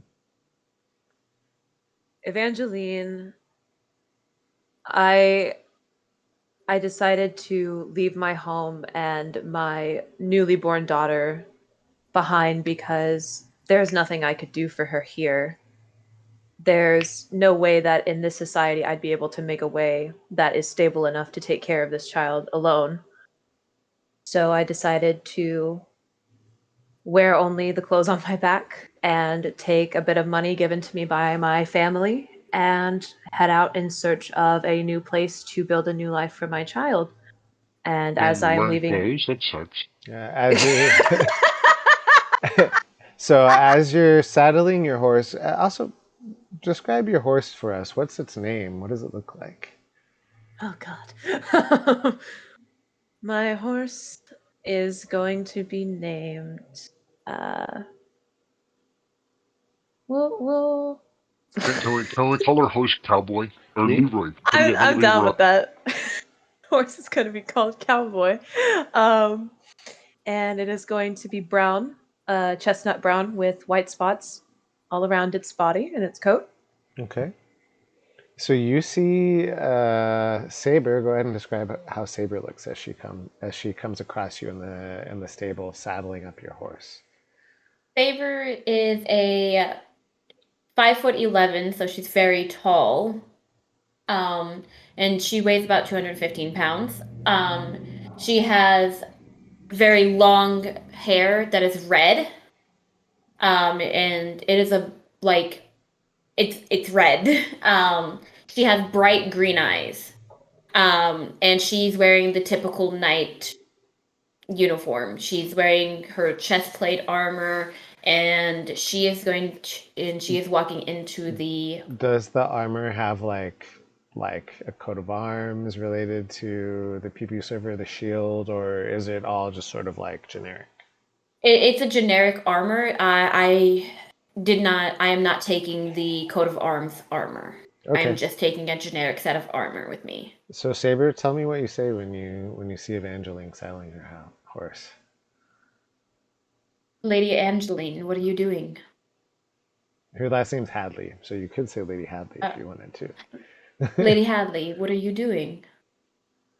Saber, there's nothing left for me here. I can't advance anymore in this society. I need to find a place that's better for me and for Flora. And I'll do whatever that takes. I'll travel as far as I need to make sure that she can have a safe place to grow up in. Saber's gonna walk closer to Lady Hadley and kind of put her hand on her shoulder. Saber is also very much older than her. Saber is almost 40 years old. She's 38. And she puts her hand on her shoulder and says, I understand, my lady. I am going to be leaving my lands for a while. So, why don't we travel together? I'd like that very much. And I am at your service, my lady. And she does a bow.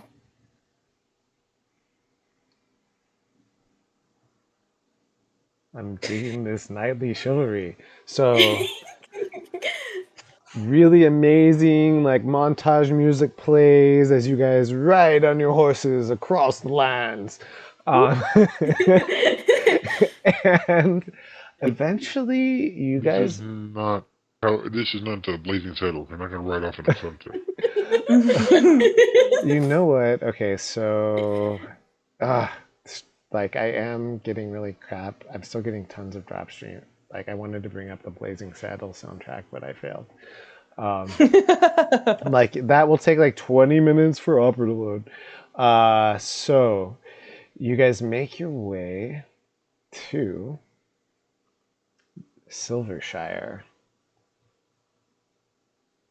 It's really script. So, as you're arriving at Silvershire, where do you go? What would you like to do? What time of day is it? It is 11 a.m. How long have we been traveling? You guys have been traveling for like You guys actually had to camp outside the last 2 days. This is your first time in town. Okay.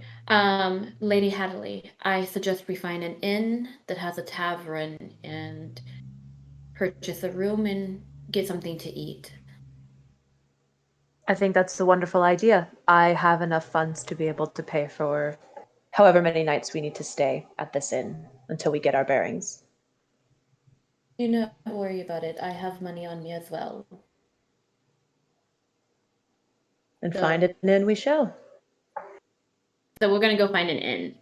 Yeah. All right. So you guys make your way to the nearest inn. Give me just one moment here, because I decided to bring out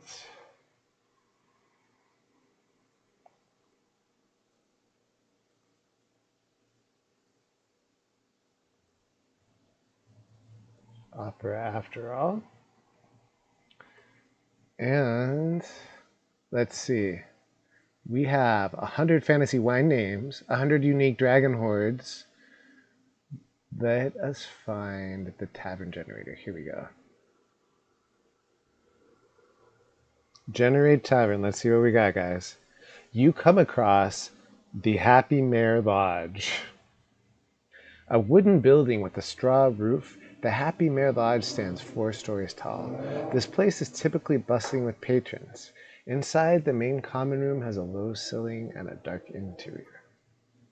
As you approach, you notice the tavern has an exciting atmosphere.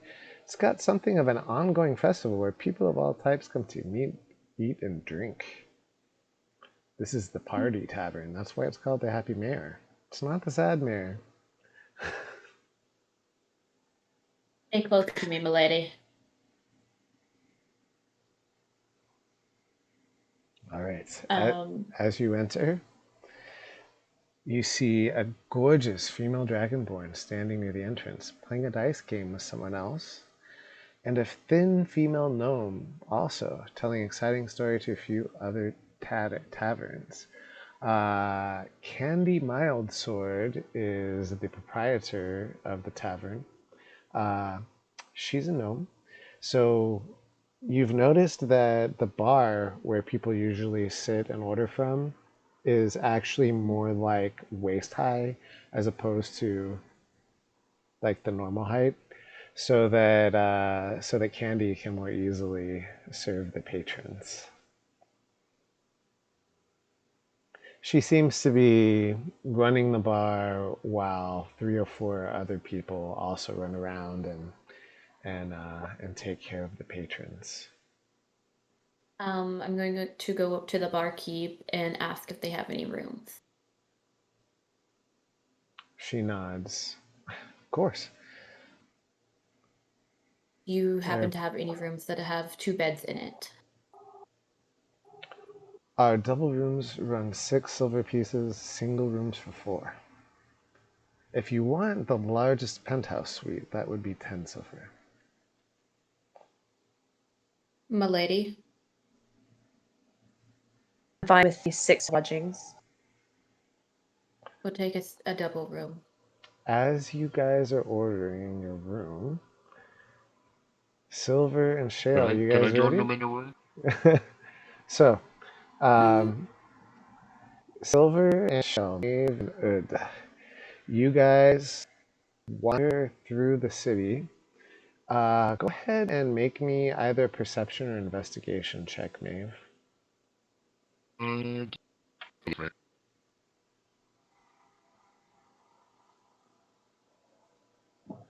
And she made a master. Aha! 21. 21. Nice. Nice job.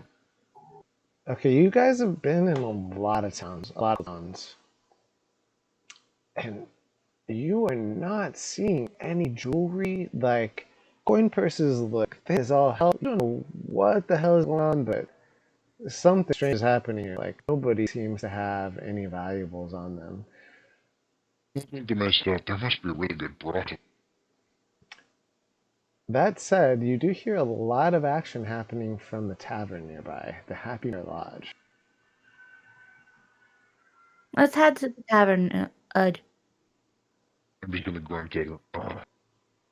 Eh, You make your way to the tavern. The place is bustling. There's exchange going on. Clearly, people are paying for things, so people have something. But they don't seem to be carrying excess along. You don't see any rings. In fact, there are people that must be married and have wedding rings, but you aren't even seeing many wedding rings, like one here and there. At the counter, you see two very well-off looking people. They look like they're dressed nondescript, but those coin purses, holy shit. One of them pulls out this fat coin purse with more money than anyone else seems to have, just judging by the weight and the size and the girth of it. To plop out a couple by the way, Evangeline and Saber, do you guys have any rings or necklaces or anything like that? So I have a ring that my husband gave me. And then I have a charm that looks like a knight with a star or a moon behind it. The charm was given to her by her former knight team, but the star and moon looks like it was added later. So that's really the only possessions besides the weapons and How about you? armor. How about Evangeline? The only piece of jewelry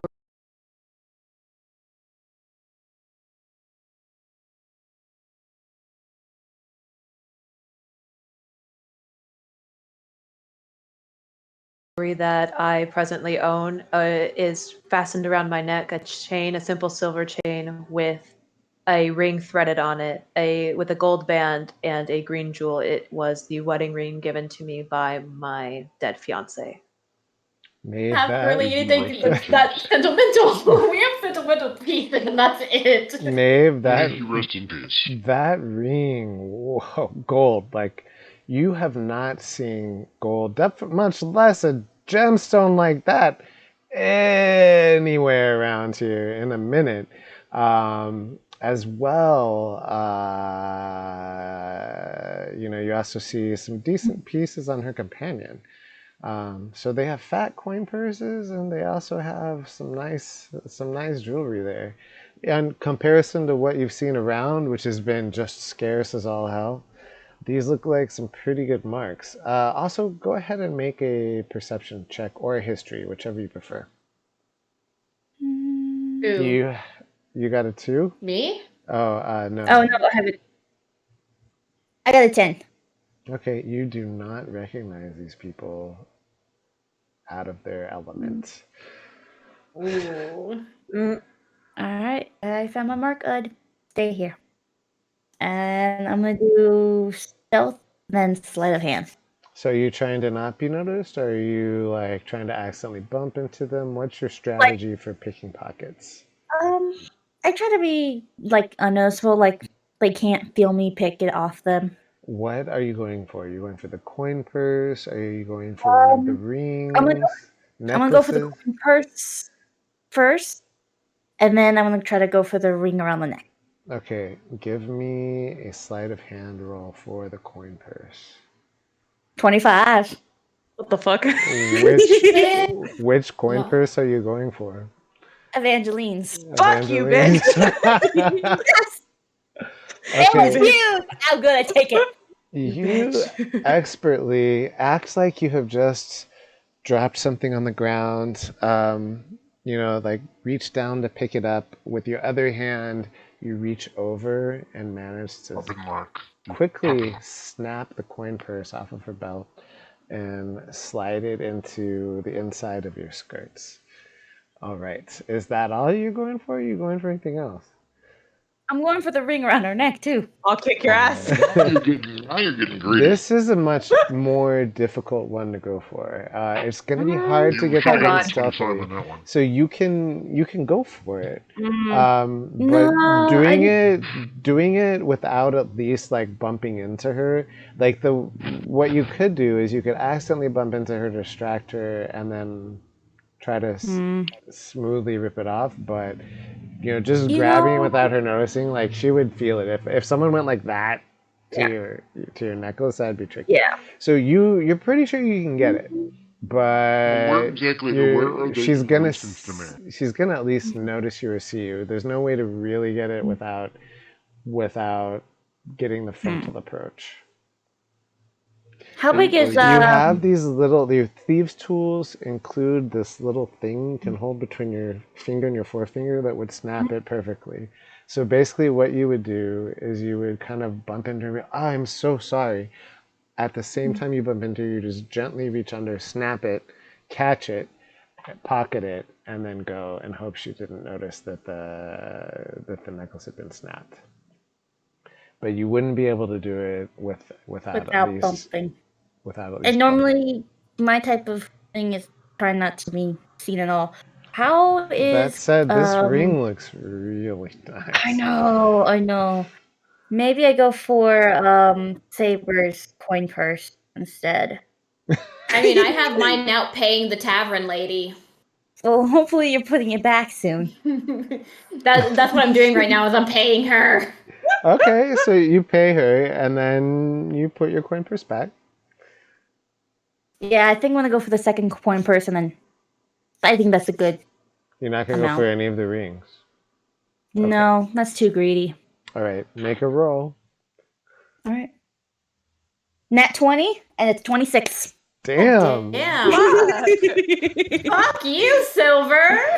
My first session, and I'm getting fucking robbed right off the bat. It's okay. She's probably about to, we're gonna find out, and she's gonna get her ass beat by me. Cause I'm coming for you. I'm a whole ass night. I'll hunt you down.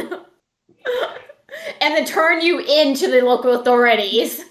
Okay, so Don't how fuck with me. much money does Silver or does Maeve make off of the two of you?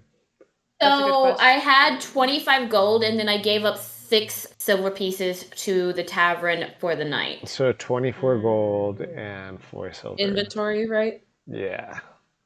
So I no I longer have- have any gold or anything. I have, if she took the whole thing, 30 gold from me. Hold on. Give me a second. Inventory. So it's. Where's gold? There it is. Okay. So 24 from me. Oh, my number lock. 24 from you. 54 gold altogether. Mm-hmm. 34. And then how many silver pieces? 4 silver. 4. So your guess is that ring is probably worth 1,000 gold. There? Yeah. Chill out there.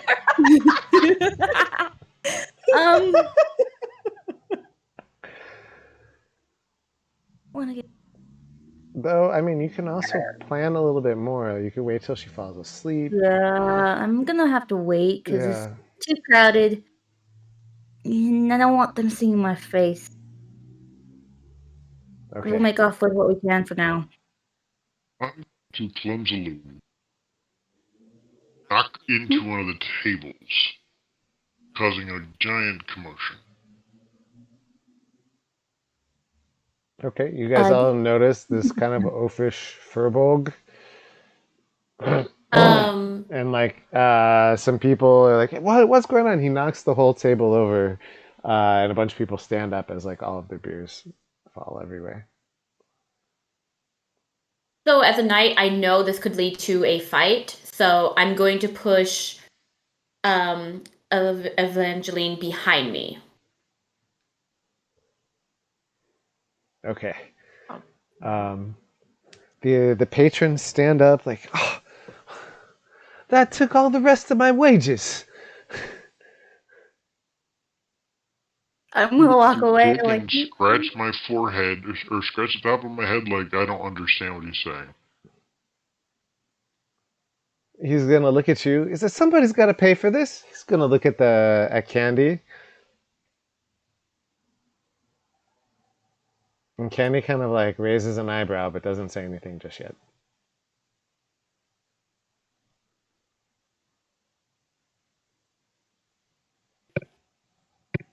Is it possible for me to say that I'm willing to cover the costs and reach for my coin Yes. purse, but realize it's gone. Yeah, That is you perfect. can. So, go ahead. Describe how how this plays out. Describe how you offer, and then roleplay the reaching for your coin purse. I look at Candy and I say, "Don't worry about it. I can cover the cost of the damages. Just give me one moment." And I reach down to the right side of my waistband and feel where the coin purse should be at, and tap my hip a few times and realize, yep, that is definitely not there. I take a look at Saber and I go, "My coin purse, it's gone. Do you think I dropped it somewhere on the way?" I don't know, but I can take care of it. We will get it. And I'm going to reach for mine.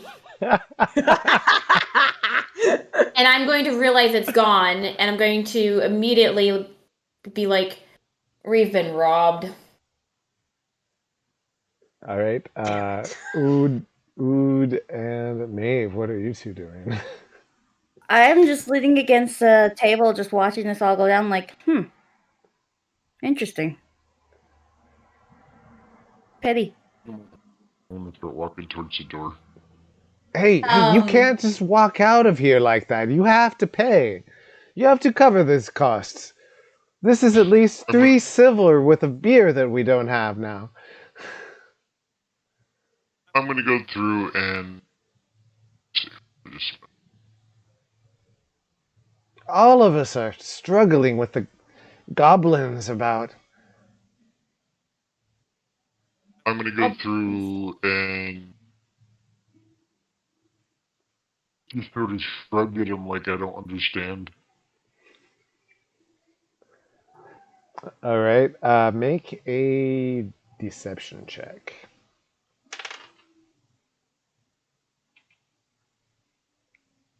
11. All right. His eyes kind of narrow. You can hear me. You're not deaf.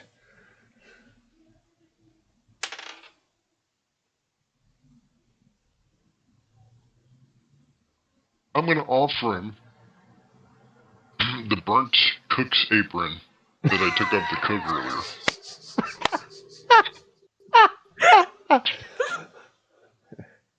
He's just like, he looks at this like in complete confusion. Like he wants to be angry, but he's so confused that he doesn't even know how to respond. At that point, Candy comes over and she look, I'll refill you. It's okay. Look, let the disabled man go. It's I'm gonna make that sad. I'm gonna make a noise that resembles the sad villager sound from Minecraft.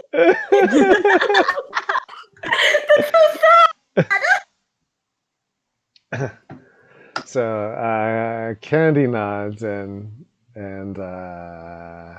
everything seems to be all. I'm gonna all tap worked her out. on the shoulder. I'm gonna tap Candy on the shoulder.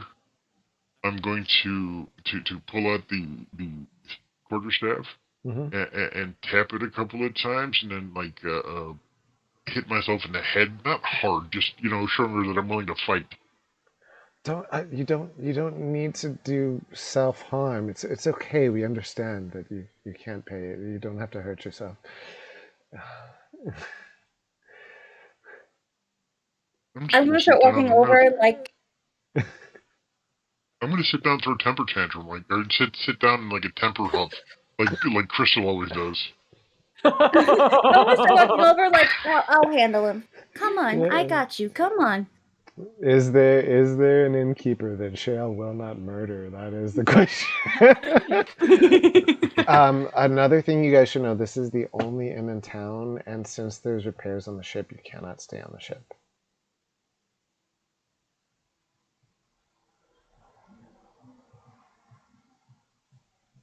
Yeah, I'll figure that out later. But, come on. All right. I got him. Don't worry. I'm Come on, let's go take stand you my home. ground and look at her, narrowing eyes. I'm gonna narrow my eyes like we need to go.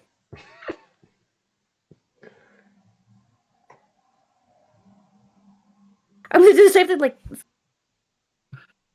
I'm gonna take a second look around. Is there a sign for any type of like bounties or No. requests for work?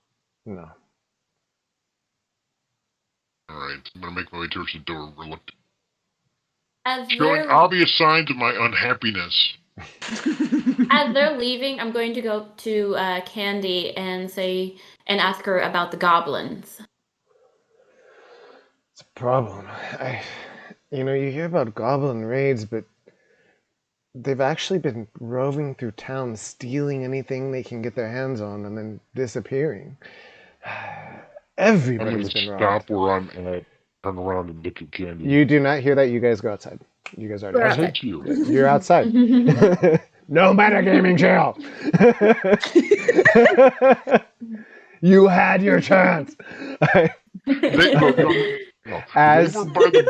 No, you're outside. You hear that going You towards are the door. outside. It's a loud room. You're on the opposite side. You are already outside because I also have something planned for you outside. So, My character sheet. Where's my attack the DM option?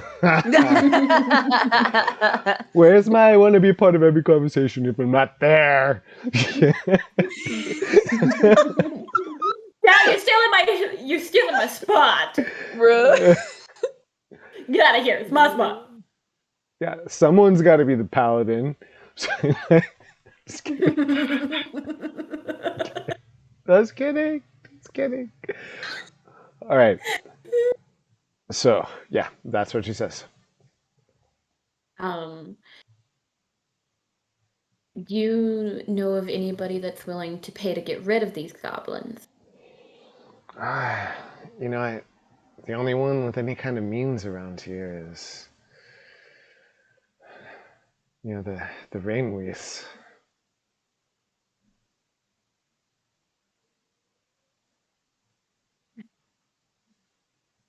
I'm gonna need you to repeat what you just said to me. The only one with any kind of means around here are the rainweaves, the Baron and the Baroness. Make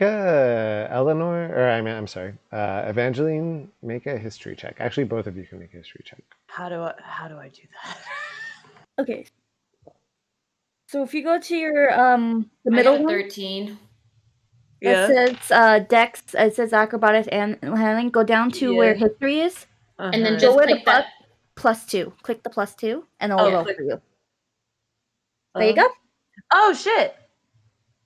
7. I got a 13. Sounds familiar, but you don't exactly remember where your whole this house is that house is that. That seems like a lifetime ago, and you vaguely remember, but not quite. But yeah. Okay. The rain wreaths are the noble house here in Silvershire. Why haven't their knights dealt with this goblin problem? Honestly, it just started happening a couple of weeks ago. And this is a small town. There's not a lot of knights to go around. I mean, we're tiny, but we're also not large enough to have much more than a handful of warriors of that stature. Where is the Baron's keep? Rainweave Manor. So you can't miss it. It's the nicest house in town, obviously. Thank you for your information. All right, Maeve and Ud. You guys make your way out into the street. You turn into an alley, and immediately a couple of guys kind of leaning up on either side of the alley, eyeing you, not moving, but kind of watching you, say, "That was nice work in there." Just gonna smile and just start to walk away. You kind of wait. Listen, we could use some talent. I'm Ched, and this is Steve. We are the Thieves Guild of Silvershire. We call ourselves the Silvershire Silver Stealers. Steve's like, no, that's a terrible name. No, yes, I decided that last night. We I'm gonna start All- sniping Call a themselves bit. the sticky bandits. all the Or action the in wet town. bandits. I mean, we haven't actually stolen much yet. We kind of ran into a problem where there's not really anything to steal right now. But eventually this has got to blow over and they but we would love to bring some new talent in to the Silvershire Silver Thieves. Steve's like, that's not our name. That's not our name. I'm gonna cover my mouth and snicker a bit and go, yeah, I'm good. I got a job. Come on.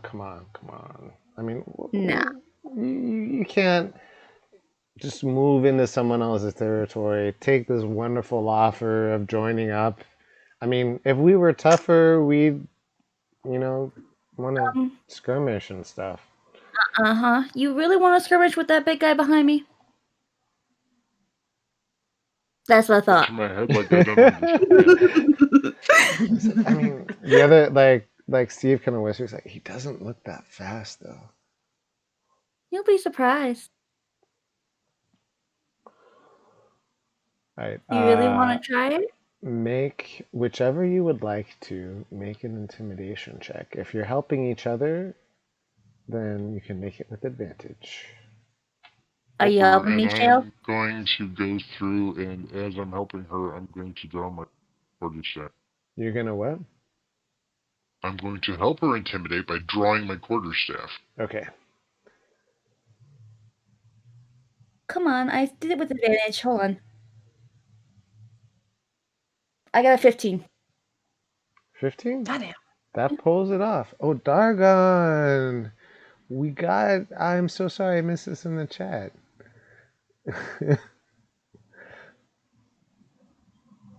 He's like, this is very peaceful. Like, nothing's been on fire for a whole 10 minutes. It's been peaceful for like 2 seconds. Give it like a minute. Yeah, thank Oh, you yeah. so much for the host, Dargon. I really appreciate it. If you're asleep, I'm so sorry.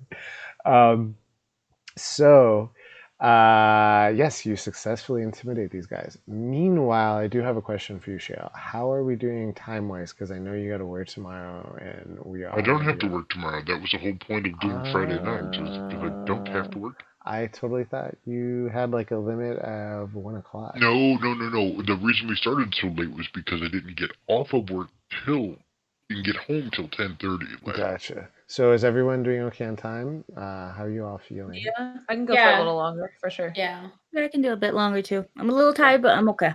All right. same. So I'm you guys, taking down a monster, so I'm good. you guys want to say another 30 minutes or so? Another hour. Okay. I'm good with another hour. I can do another hour, yeah. Same. We'll see how much material JR can pull out of his ass. No, I mean, Mother Teresa was pretty flat. According to Dargon, you're doing great. This looks really well prepared. That's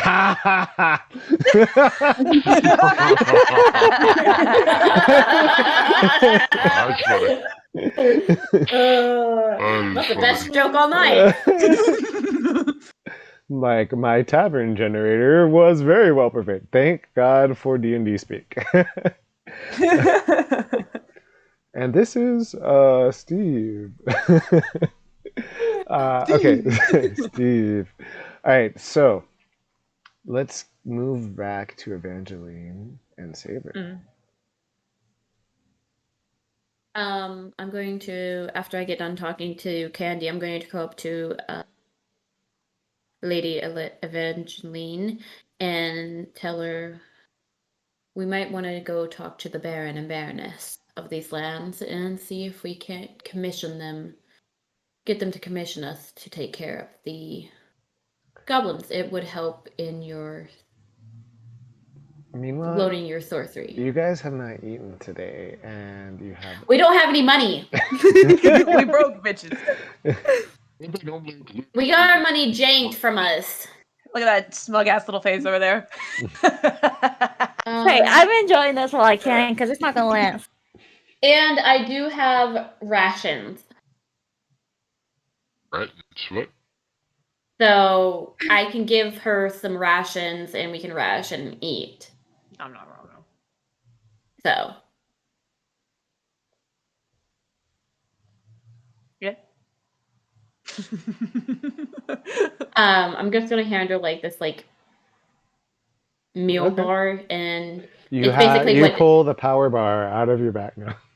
You pull Essentially- you pull a cured rabbit's flank out of your bag. Out of your head. Cured and salted. It's basically like medieval beef jerky, and pass it on over. you I don't know. It's not much, but at least it'll get us through the day.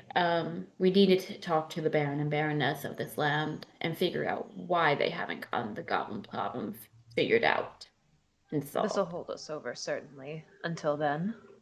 Yeah, I'm pretty sure. Maybe I've vaguely remember these people, but Something about the name is familiar. I just can't quite put my finger on it. yeah. Let's head up there and find and talk to them. Agreed. So we're gonna leave the tavern. Oh. Okay, you guys leave the tavern, and And we're gonna head to the Baron's house. Okay. Yeah. So, wow, everything is moving so much faster now. I think my problem has resolved itself. Nope, it hasn't. I'm still 45 dropping, but whatever. Fuck you, Twitch. All right. But I say to Twitch every day. Fair enough. So, if you guys have AboveVTT up, I'm going to show you a picture that I found of Rainy Yeah. Manor. Yeah. Ooh, that's cute. I I like like it. That's pretty. Yeah, let me zoom out for streaming. Yeah, I do that myself. Just kidding. You're the long line of work if you did, JR. This is where all the preparation went. Yes. So you guys make your way over to Rainwith Manor. The smell of roses and poppies fills your nose as you see this beautiful manor before you. However, like at the gate, there is an armed guard. Who goes there? My name is Saber Blackwell. I'm a knight of the.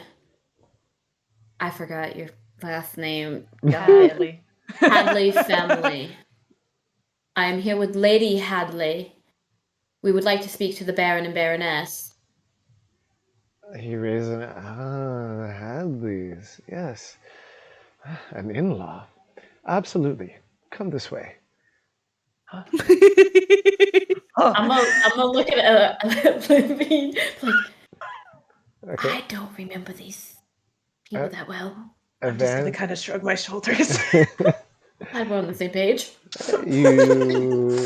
He takes you to the front door, and as he opens the door for you, you hear him whisper to one of the servants, "One moment, please." You guys wait kind of in the doorway, and Run away. and a butler comes over. Man very Can we dressed call in him like Mr. Body? Mr. Body, yeah, dressed in like this sort of like bow tie and like a three-piece suit with like coattails. He quickly like almost like you can tell he had been running and then stopped when he got to the room that you're in because he's very like and walks over with like all the self-possession of someone who wasn't just sprinting a moment ago and says, Please tell me he looks like Tim Curry. It is such a pleasure to receive the two of you. If you could, your names and titles, please. I am Knight Saber Blackwell of the Hadley family. And this is Lady Eveline Hadley. Evangeline. Evangeline. Introduce myself. Thank you. Lady Evangeline Hadley of the Sorry. Hadley household.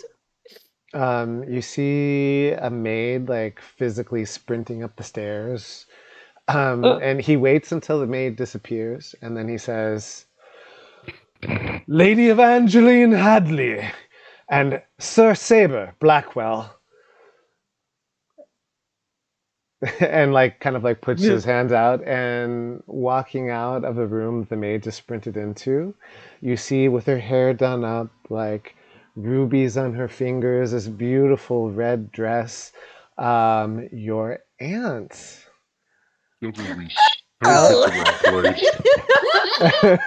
Eleanor Hadley, who is now Eleanor Rainweath, and you totally forgot that she had gotten married and become Baroness of these lands. You remember her from when you were younger, but you really didn't visit that often. It's a bit of a jaunt. Eleanor sees you. Oh, darling, it's been so long. She kind of glides down the stairs. Oh, I'm so glad to have you for this impromptu visit. I wish you'd have told us in advance you were coming. Here, come here, come here, come here. She like gives you like this like awkward rich person hug, you know. Her hair is like an extra like foot high, like having done up, and like it's got little curls coming down. You must stay for dinner. I insist. Please, please, please.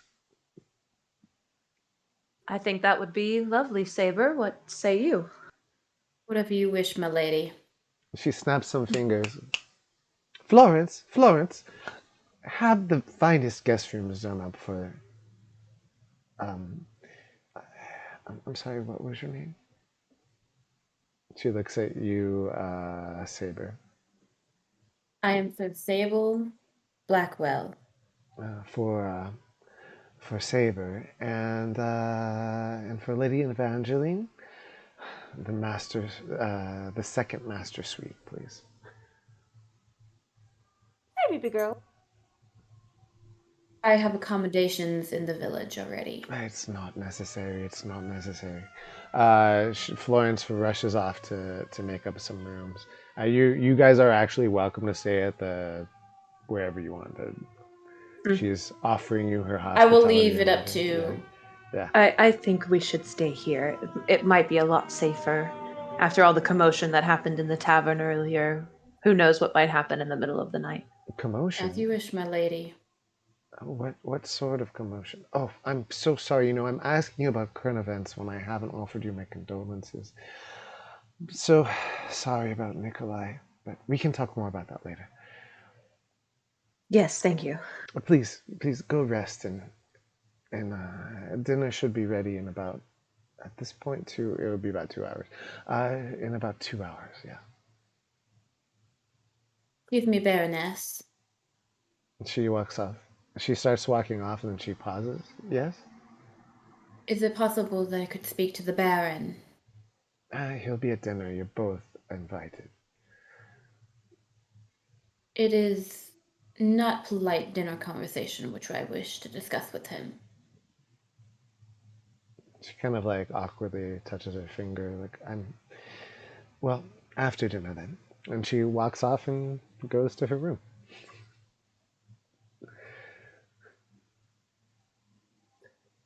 Saber's kind of just gonna. Who else is in the room? You guys are in still in the parlor, in the main entry room, with this giant staircase, and then Florence arrives and starts to guide you upward toward your room. This way, my ladies. And sir.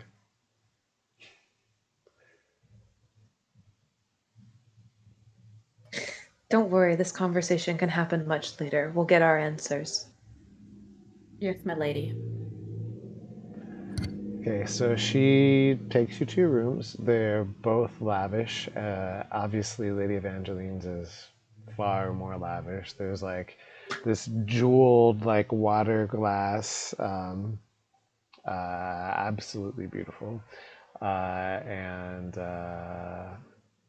So you guys have a couple of hours there, and we're gonna switch back over to Silver and Shale. Okay, so the two of you have intimidated these thugs. They ran off. And you making your way back to meet up with Captain Killian? Yeah. Captain Killian is at the docks. He's overseeing the repairs on the boat. He's looking very unhappy. Sight for sore eyes. Glad to see the two of you. Have you got good news for me? I'm gonna pull out 2 bags full, and I shake them. I'm like, Sorry, I lost my friend. Excellent work. He kind of spills them out. He's like, this isn't even going to cover the tiniest fraction of the cost. There weren't any rings or jewels or anything of that nature. there were, but Har.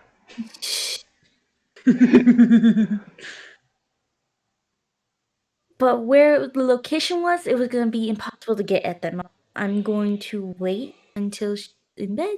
Slip. That does sound like a good plan. And the word around this town that if you're doing a home burglary, the place to go might be the Rainwreath Manor. They were. Oh, you cut out there, Silver. Because I was gonna say, well, they just bought a room at the inn. Well, you could do that too. After you're done robbing those two, or even before, who knows what's lying around that manor? The Baron and Baroness have to have something worth more than just a piddly 54 gold. I mean, this is great, don't get me wrong. And he kind of like, he gives each of you 10 of that and says, here, keep this for anything you need. If you need any help or any logistical support, absolutely let me know. But see if you can get us something valuable to pawn. We need a big ticket item to cover these costs. I gotta calculate my brain. It's not working.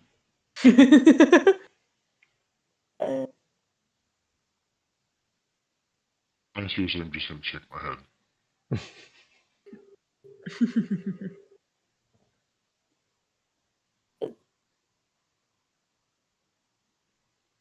Brain is. And actually, I did hear there's quite a few guards at night at the manor, and they seem to have up to their security. However, at dinner time, the guards are eating, the family's eating, everyone's in the dinner room, the dining room. That might be your opportune moment. Totally up to you. I mean, you're the master of your craft. I'm not going to tell you what to do, but nighttime is obviously an option. You're going to have some guards to be avoiding, but dinner time might also be an excellent opportunity. I'm gonna look at him like,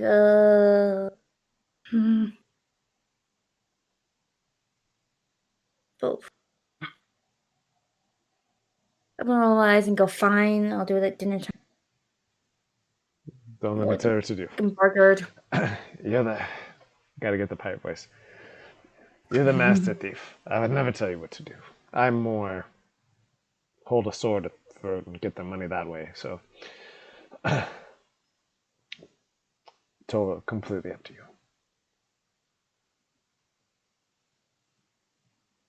We need to fix the boat. Gotta do what I gotta do. And then I want to take. You guys are the best. Thanks, Ed. Uh-huh. He has such a way with words.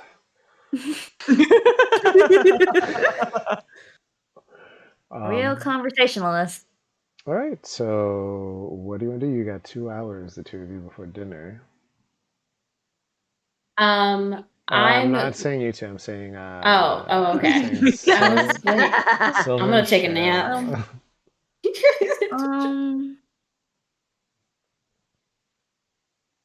I'm gonna pace for a bit and think, because I've got to figure out how to get in.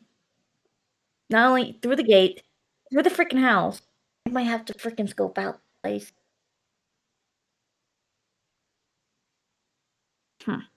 Does Ed have any advice? Good smash. That's what his advice is. Any ideas, Ed? right, great conversation. I'm going to walk up to Silver and whisper in her ear so that nobody else hears me say anything.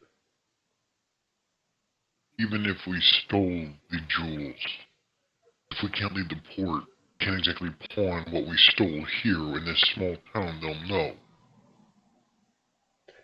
Make a DC 5 history or insight check, whichever you want, both of you. History or insight? I got an 18. You want to tell them the bad news? He got a net 20 with 20, so he's got a 23. So typically the place you would go to pawn something is the Thieves Guild, which you just ran into Intimidated. two attempted Thieves Guild members. So if there's anyone in town who would know where to pawn something, your best guess is that it would be Ched and Steve. Talking Like those 2 buffoons seconds. again.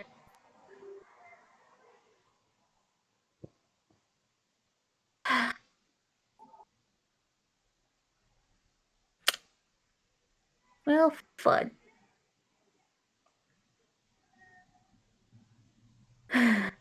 We'll have to talk those dimwits again. You gonna come, Ed? I'll get it. All around the door. Off the ship, I guess. Get back. We're on the dock. Let's Yeah. go find those 2 idiots first before we go scouting.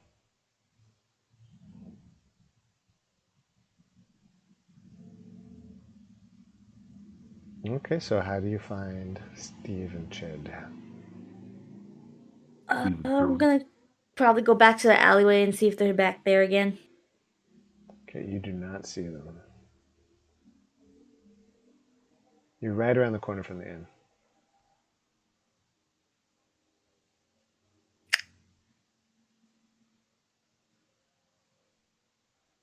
I guess we could back inside the inn, but I don't think they're there. Eh. He's so quiet and doesn't want to talk. Very hard. One conversation. Should be used to this. Normally you're going to tell me to shut the fuck up. Well, Shale, just give your nonverbal responses if you're not responding, so that we're not just like going like, is he gonna not? I didn't hear her say anything that was directed at me. Oh, I was talking in general, but Okay, so what you guys doing? I guess I'm gonna go look in the inn real quickly and see if I can see who's in there. If not, I guess try to follow their noisy tracks that they have all over the place. Okay, so there's a whole bunch of people at the inn. Go ahead and make a either perception or investigation check, whichever the two of you choose. I'm going to help her with this. I'll Okay. give her, Advantage. yeah. I got a 15. Okay, you're looking for Steve and Ched? You don't see them, but are you going to ask around, or what's your strategy besides just looking? I don't think it's wise to go. I'm not gonna. It's not wise. They find out we're looking for them, they're gonna bolt. Definitely considering the threat. Are you going to describe them to people? Like, are you asking if anyone's seen someone that matches their description, or what you going to do?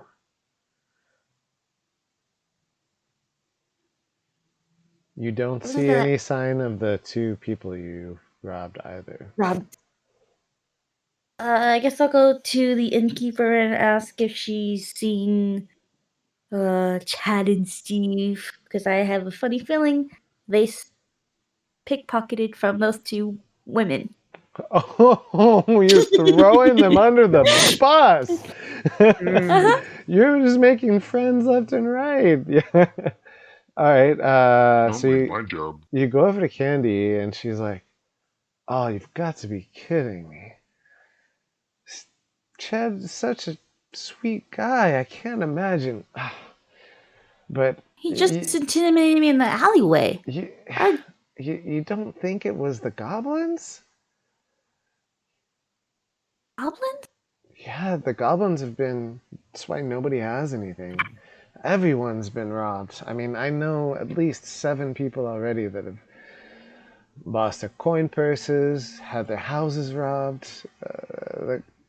They usually don't venture into town like this, but they've been robbing the place blind. That's why you see nobody with anything. Like, half of us have lost our wedding rings.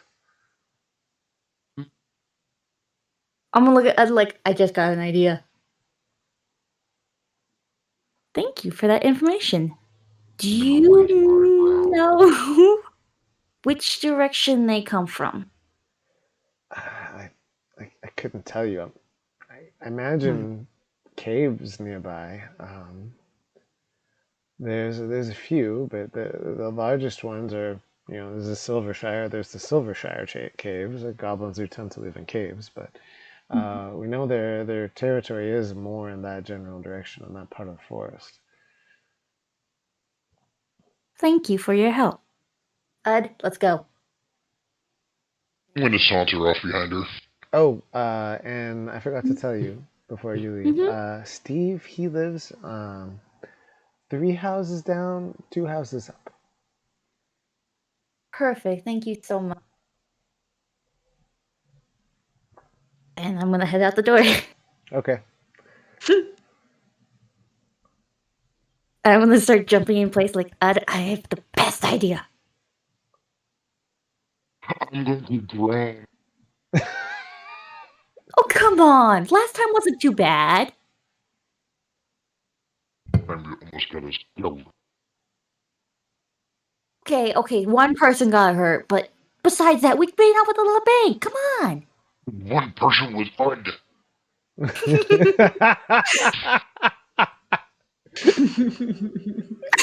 gonna look around like, forgot about that. So yeah. So if the goblins are taking all the money and stuff, rings, the jewels, they have a big stash. Bigger than the Baroness and the Baron. Why don't we go steal from them? You don't necessarily know that. The Baron and the Baroness there's a lot of inequality. So there is a question as to whether robbing every single person in town adds up to what the richest people in town have or not. But yeah, there may be a big stash there too. That is absolutely true. It's better than dealing with the guards. But yeah, you can shrug like, okay.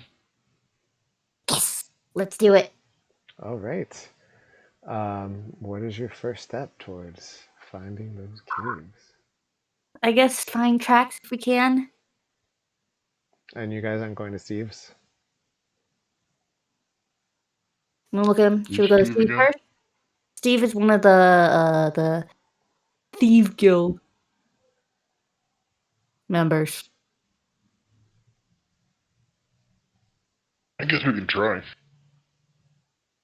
Alright, we'll try first and then we'll go cave hunting. Alright, you walk about a block and a half. Well, I think it's like, what, 3 blocks or 2 blocks? I don't know. You walk a very short distance and you make it to this humble house in town.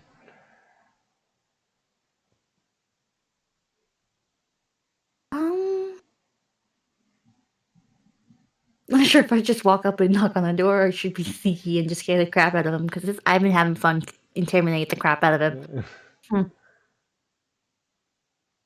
What do you think, Ed? Scare the crap out of him again or just knock on the door? Smile and nod towards the idea of scaring the shit out of him. Alright, scaring the shit out of him. Let's do it. Alright.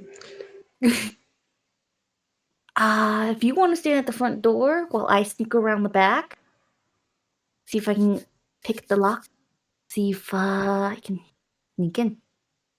When I give the signal, knock on the door.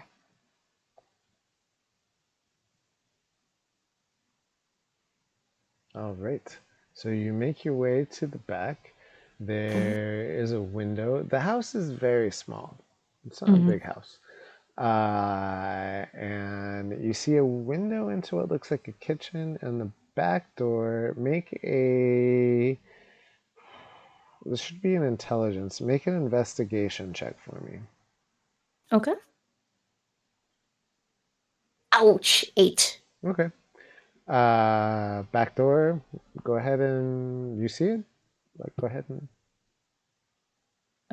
So I'm guessing sleight of hand with thieves' tools? Make a sleight of hand check.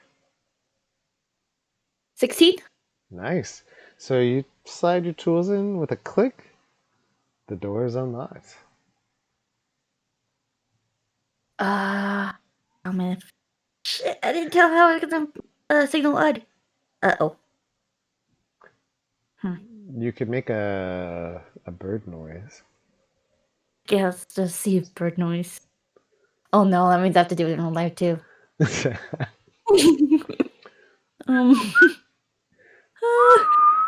Unfortunately, Discord like blocks out my whistles. When I whistle, does it just make my face look weird? There. Just go Whoa. through and just go through and pull the robots. Caw-caw! No, I'm not doing that. What about the one I just did? That was a pretty good whistle. I think that passes. I mean, that said, you just whistled really loud right outside the back door. Alright. At this point, I'm going to bang on the door like a madman. Okay. What do you do, Silver? You hear the door. Bam, bam, bam, bam, bam. I'm gonna try to stealthily sneak in and see if I can find Steve. Okay. So make a stealth check for me. Alright. Yes, 22.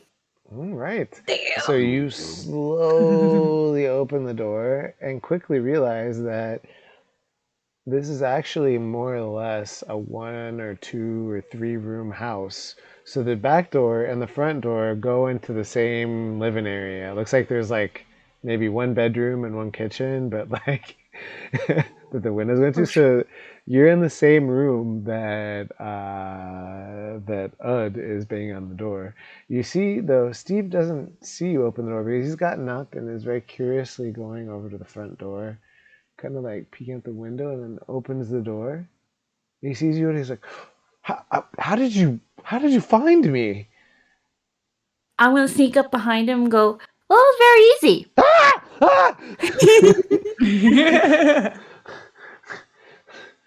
Maybe you guys are good thieves. Mm-hmm. You're just going to break into a person's house like that? I feel so violated. Well, now you know how it feels. Yes. There goes Silver trying to reform a thief. That's I'm just being a smart ass. yes, that's what my girlfriend said last night when we did some... My eyes are gonna water. Okay. Yeah. Got a question for you. All right. What's your question? First off, wait. How did you actually find me? I'm very curious. Innkeeper. Oh yeah, that's right. She pretty much knows where all of us live, doesn't she? Mm-hmm. Well, shit. I guess I'll have to. Mm-hmm. We need a layer, I think. Mm-hmm. Mm-hmm. Okay. Yeah. Back on topic. There's some caves around here that make a great hideout. Yeah. Well. But let's say I have some jewels. Where can I sell them? Oh Where yeah, can I pawn them off? Ched's got a man. So we have a friend who's got another friend who has another connection who's all the way over in Southernport. So we just hide it. Like within a day, we can have them all cashed out. Yeah, sold in a completely different town. It's genius, actually. We get a great rate. Well, yeah, that's the smart thing to do. Just need your contact, and I appreciate that. Yeah, thanks for letting me give you my contact because I totally did that voluntarily. So does that mean you guys are gonna join up? We are not named. Like I keep telling him that's a ridiculous thing. We need something more dark and edgy, like. Dead. He looks over at Ed. He's like, dead. I'm gonna shake my head and like, why are you okay? Maybe something like the death something or another.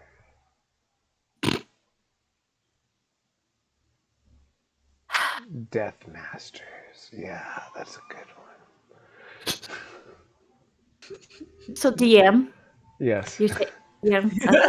Okay. All right then. I think we did our job here. Let's go. Where are you guys going? In your business. I heard him. Both of you make an intelligence check.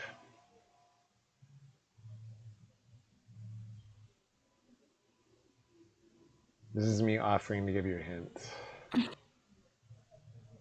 I got only got an 8. What you got, Ed?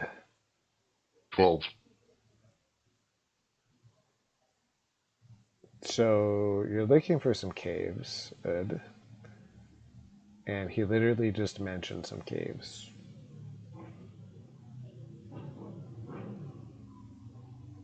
How tall is he?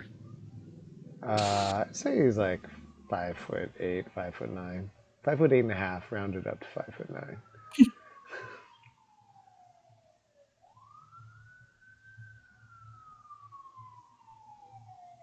I'm gonna keep talk as simple as possible and say caves where?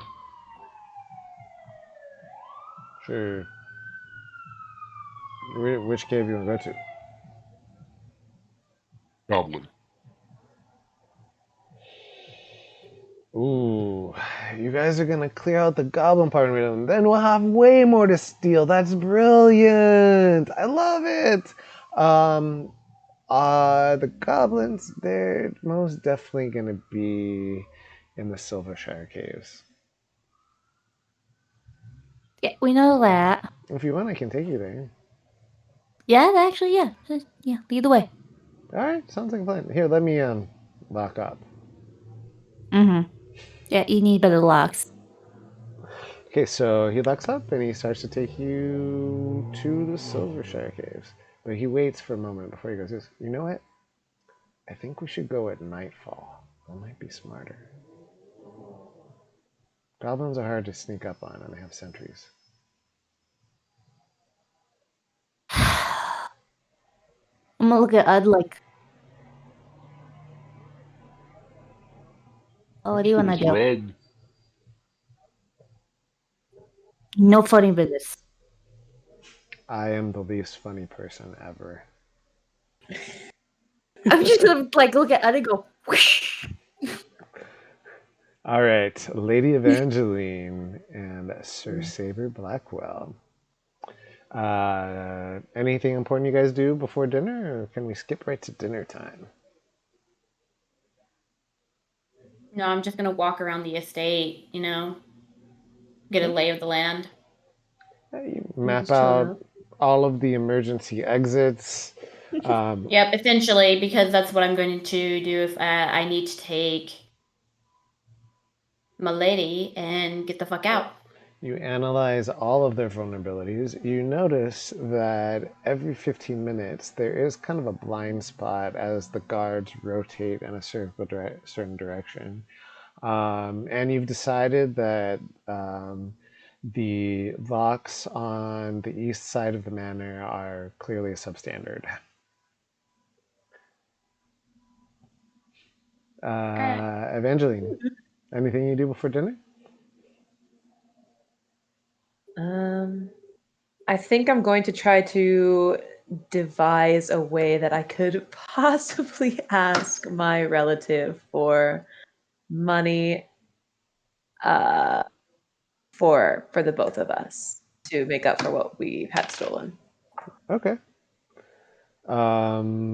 Do a history check, or let's see, what would we call this?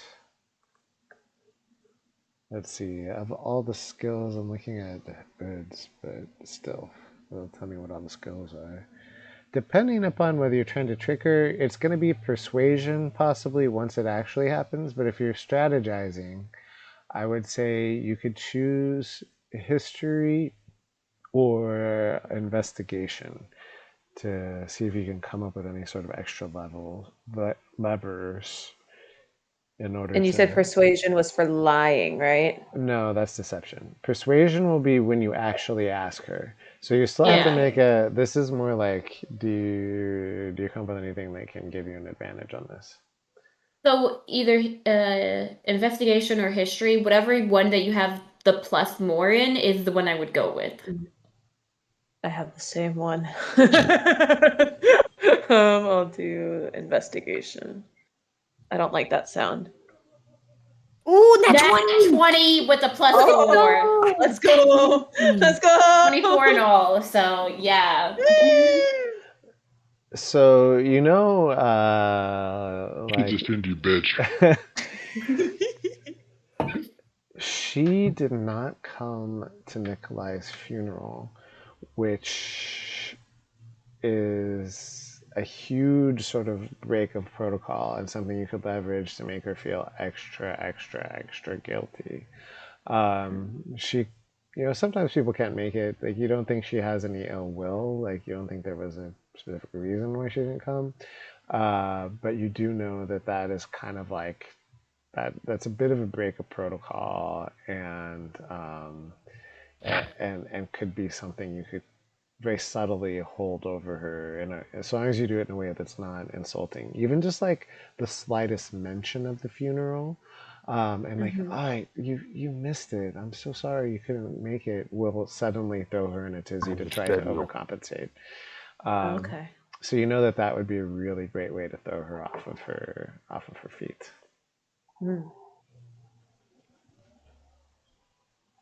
Got it. All right. I might be trying to destroy my manager.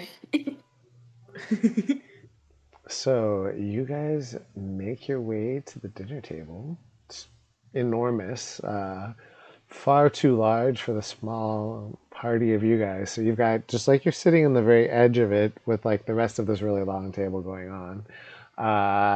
And silver cups are being filled up by the staff with wine. And the Baroness,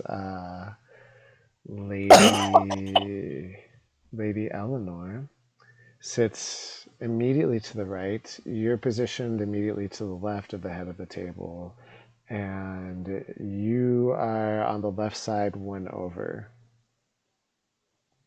Crystal. Okay, I was like, you kept saying you, and I'm just like, yeah, sorry. which one of us is which you? Evangeline is to the left, Lady Eleanor is to the right, and Saber, you're one down to the left. The three of you are sitting there for a brief moment before the Baron himself arrives. As he walks in brusquely, he's got actually a ceremonial sword at his side. One of the servants rushes behind him, pulls the seat back. He takes a seat, almost as not even noticing that the servant exists, as if seats just magically move themselves for him. Sits down. It's such a pleasure to have you. I've always wanted to meet you, Lady Evangeline. It's a gift to have you here at our table. And Eleanor interrupts. Yes, it's wonderful, dear. Thank you for coming at such a difficult time. I can't imagine what it must be like without your husband, like a ship without its rudder. And she very gently touches her husband's hand. I have no idea how I could live without the man who gives me purpose. She looks to you. It's obvious that the mention of Nikolai gives me a lot of trouble. Mostly you can see it in my eyes. But I managed to say that the pleasure is all mine. Thank you for housing us on such short notice. And yes, it is quite difficult, but you manage. And, well, I'm sorry that we missed you at the funeral. She looks like I was there was I was terribly sick. I'm so sorry, bringing up that and completely forgetting to address my impropriety. I can't. We both should have been there. She looks to her husband. Like, it is, you're absolutely right, and no excuse can possibly convey the debt that I owe you for having missed your husband's funeral. As she's talking, the servants start bringing out this beautifully roasted pheasant. It's like cooked to perfection, super juicy, smells delicious, and all of these herbs with like steamed vegetables and like this giant like luscious spinach salad. They lay it in front of each of you, and you suddenly realize that there's no silverware.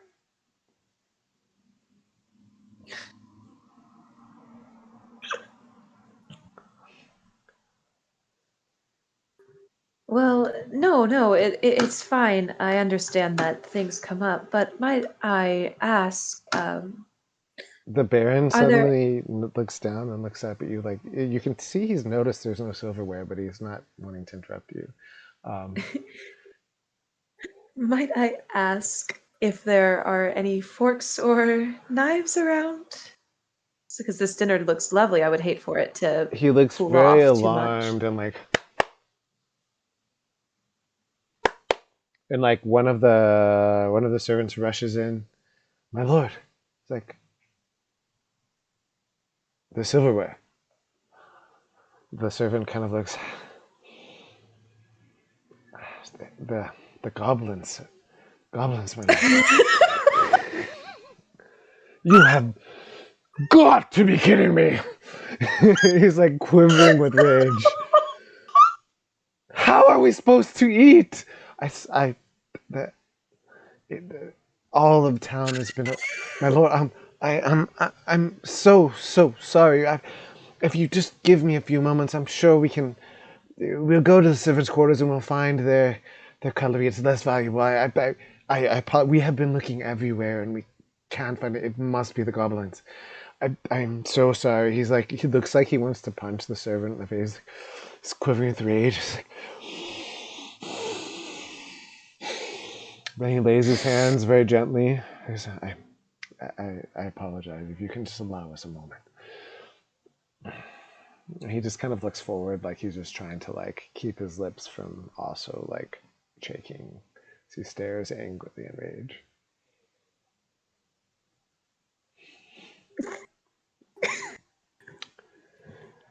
And his wife just gonna sit there and eat with her fingers. You don't give a fuck. His wife like gently touches his hand and she's like, the dinner does smell delicious, honey. It's like eating with a wooden spoon like a peasant.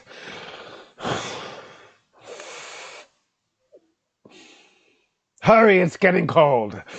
I'm so sorry. My deepest apologies. I'm a terrible host, my lady. Well, perhaps I can offer an alternative. There's something that my mother taught me from her time. As you know, she lived on an island much far off from the estate at the time before she married my father. Perhaps we could substitute silverware for water bowls and rinse our hands off while we eat before it gets too cold to enjoy. He kind of looks at the idea of his like fingers getting dirty and is like, that does sound very adventurous. And then to his relief, one of the servants comes with silver. Thank God. It comes with silverware, and you now have not silverware, but you have non-silver silverware. You have utensils now to work with. Yeah. Yay. So, yes, our deepest apologies for missing the funeral. I'm so sorry. What is it that brings you into town? I'm going to have to lie on this one. I'm going to speak up at this point and say, my lady is wanting to see the world, so as her knight, I have been accompanying her. Yes, simply a cultural escape. No, it is so wonderful to take advantage of your youth, to venture out and get to see every every corner. I'm so glad your adventures brought you to ours.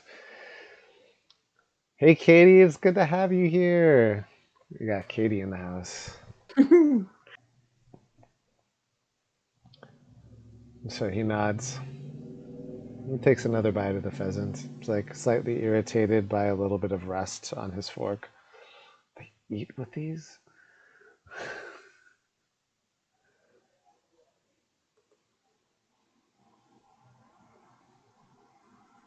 They Well- were just gonna kind of like look down at their meal and just like shake their head.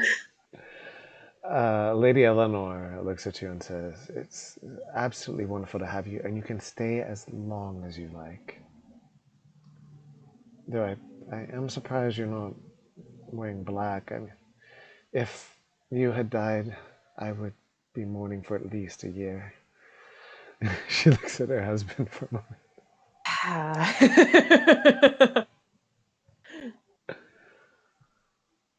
Unfortunately, I could not bring my mourning clothes with me. It is difficult to trying to come think up with practical riding clothes that are perfect for mourning. Though I would be locked away in a tower, crying every day, refusing to leave, possibly refusing to eat. She takes another bite. Well, there were other factors that prevented me from being able to mourn properly. But I don't wish to discuss that. It's not pleasant dinner talk. Oh, of course, of course. Though, I mean, given the disaster this dinner's been, eating with these rudimentary, I don't even know what to call them, these crude tools. I do think if you had something to discuss with my husband, that would work as well. She looks at you, Sir Saber. Saber's gonna put down their fork and look at the Baron and say, "Yes, Baron, I have many things I wish to discuss with you." He just nods. One thing is your guards are lacking. Well, I can tell you that if our silverware has been stolen. There's a period about every 15 minutes where there's no guard present. You might want to redirect your guards.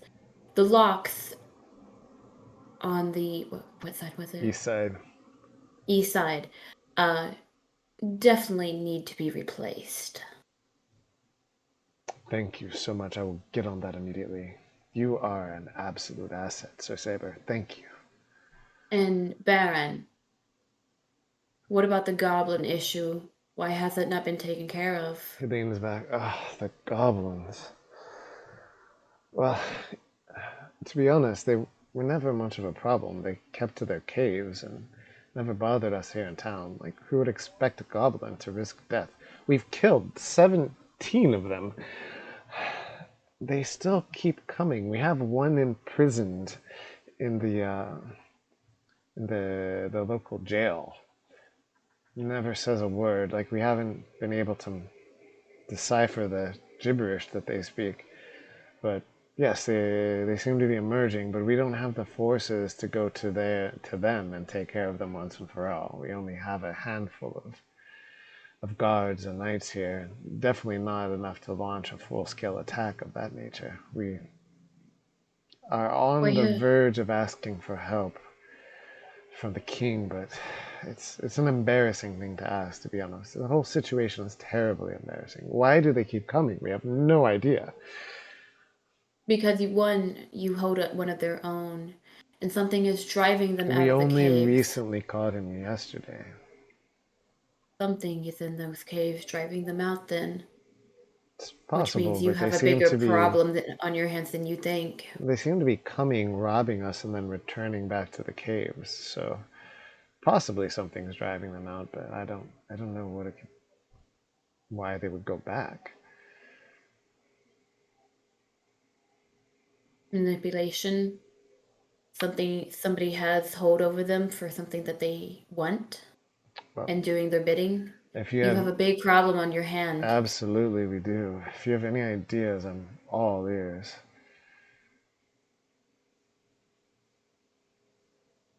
Fix your guards before something bad happens here. Even worse than your silverware being stolen. Get the locks changed. Of course. I'll be on it as soon as dinner's over. I can help with the goblin problem. How so? I will go to where the goblins are. Find out what it is that is driving them to come and steal. And Alone? either kill it or them. Kind of, your help would be greatly appreciated, sir, but I fear for your safety. You could take on a horde of goblins all alone. I have gone into battle many times. It would not be the first that I risk my life. Your knight is a brave one, Lady Evangeline. What say you? I would say that there is no better person for the job. And if you are so inclined, I heard you say that you are not very keen on asking the king for help, but I have worked closely with his son before, a long time gone, a few months back, and I could put in a good word for you, send a letter to the prince, and perhaps he would be inclined to help then, if you wish. I mean, absolutely, your help would be greatly appreciated. That said, the hesitation is not that he wouldn't help if we asked, more so that, social currency, you tend not to want to ask for favors unless it's absolutely necessary. And when you do ask for favors, not being able to control goblins on your own land, it doesn't look good. So, yes, if you would like to intervene, perhaps we should wait and see if there's another solution to this first, though. Why not hire more knights as well? I mean, knights have to be trained. We could offer money, but it's not like we're going to have a lot of quality help from the locals. Knights have to come from good training, good breeding. They aren't just and like knights, you have to be born into knighthood. So I mean, Yeah. there's not there's like who's allowed to become a knight and who isn't. Also has sort of like, you might not be a lord or a lady, but you're definitely not a commoner either. Yeah. Or you I know earn it there. through great deeds, but there's just not a lot of people doing that. I know there are knights that are willing to transfer houses. Maybe talk to them. These are all excellent ideas. I thank you so much for your counsel. You know where the goblins take base at? Yes. Silvershire Caves. They're not too far from here.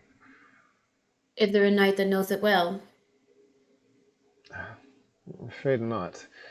There are some locals who might be able to direct you. I'm sure What we are the can. names of said locals, if you have any? I can ask the servants. They can connect you immediately. Perhaps even one of them might be able to guide you there. Sooner the better. Yes, yes. Finish your dinner first, though. I hate to have interrupted you with so much business. Yeah. I hope the city's treated you well. Not particularly. We got robbed the moment we stepped into this city. Those damn goblins. Usually they come at night, though. I do not think it was a goblin. He I looks at his paid the wife. innkeeper for a night, and my coin purse ended up gone afterwards.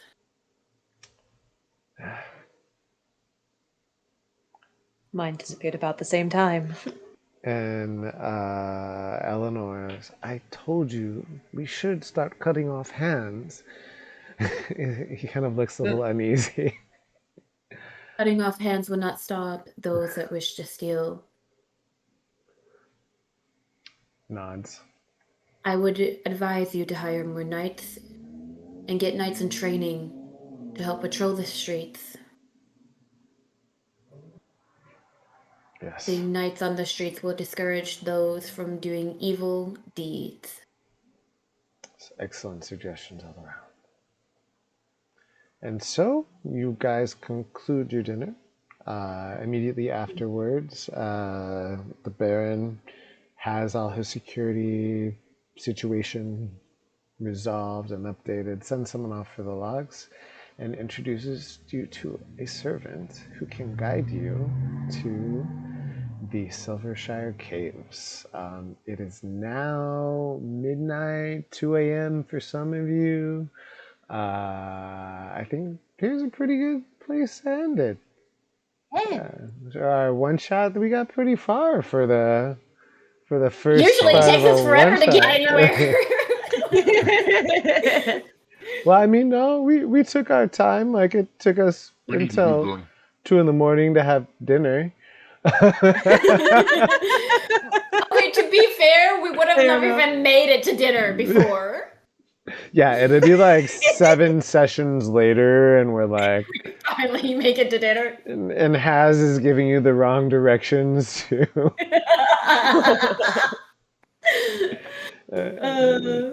And meanwhile, Shale is like gotten you kicked out of the entire town. I'm doing perfectly fine. I'm not saying a word. Or I mean, then Crystal's good at competing for getting you guys in trouble as well. Clapping, Let's clap the entire town.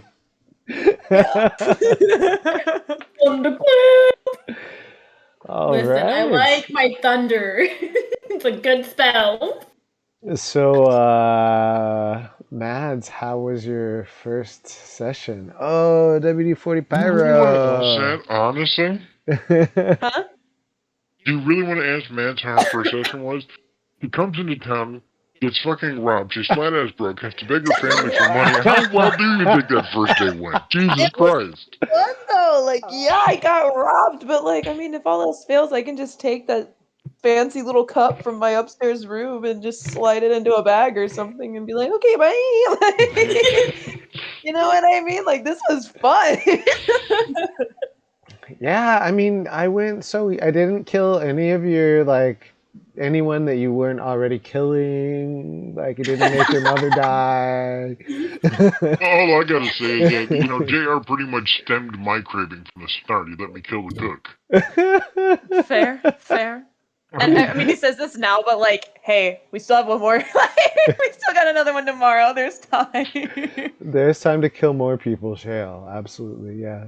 You got to kill the cook, and you got to set the ship on fire. I didn't set the ship on fire. The drunk cook did. He did. Yeah. You got to be a part of the, like, setting of the ship on fire. And besides, if he ate the cook's cooking, he probably would have died anyway. I mean, like, I wouldn't have set the ship on fire, but when you mentioned that, I was like, okay, the ship has to catch fire now. I was only joking. That's what you get when you joke to the DM. Okay, if that's the case, then I'd like to find 1,000,000 gold.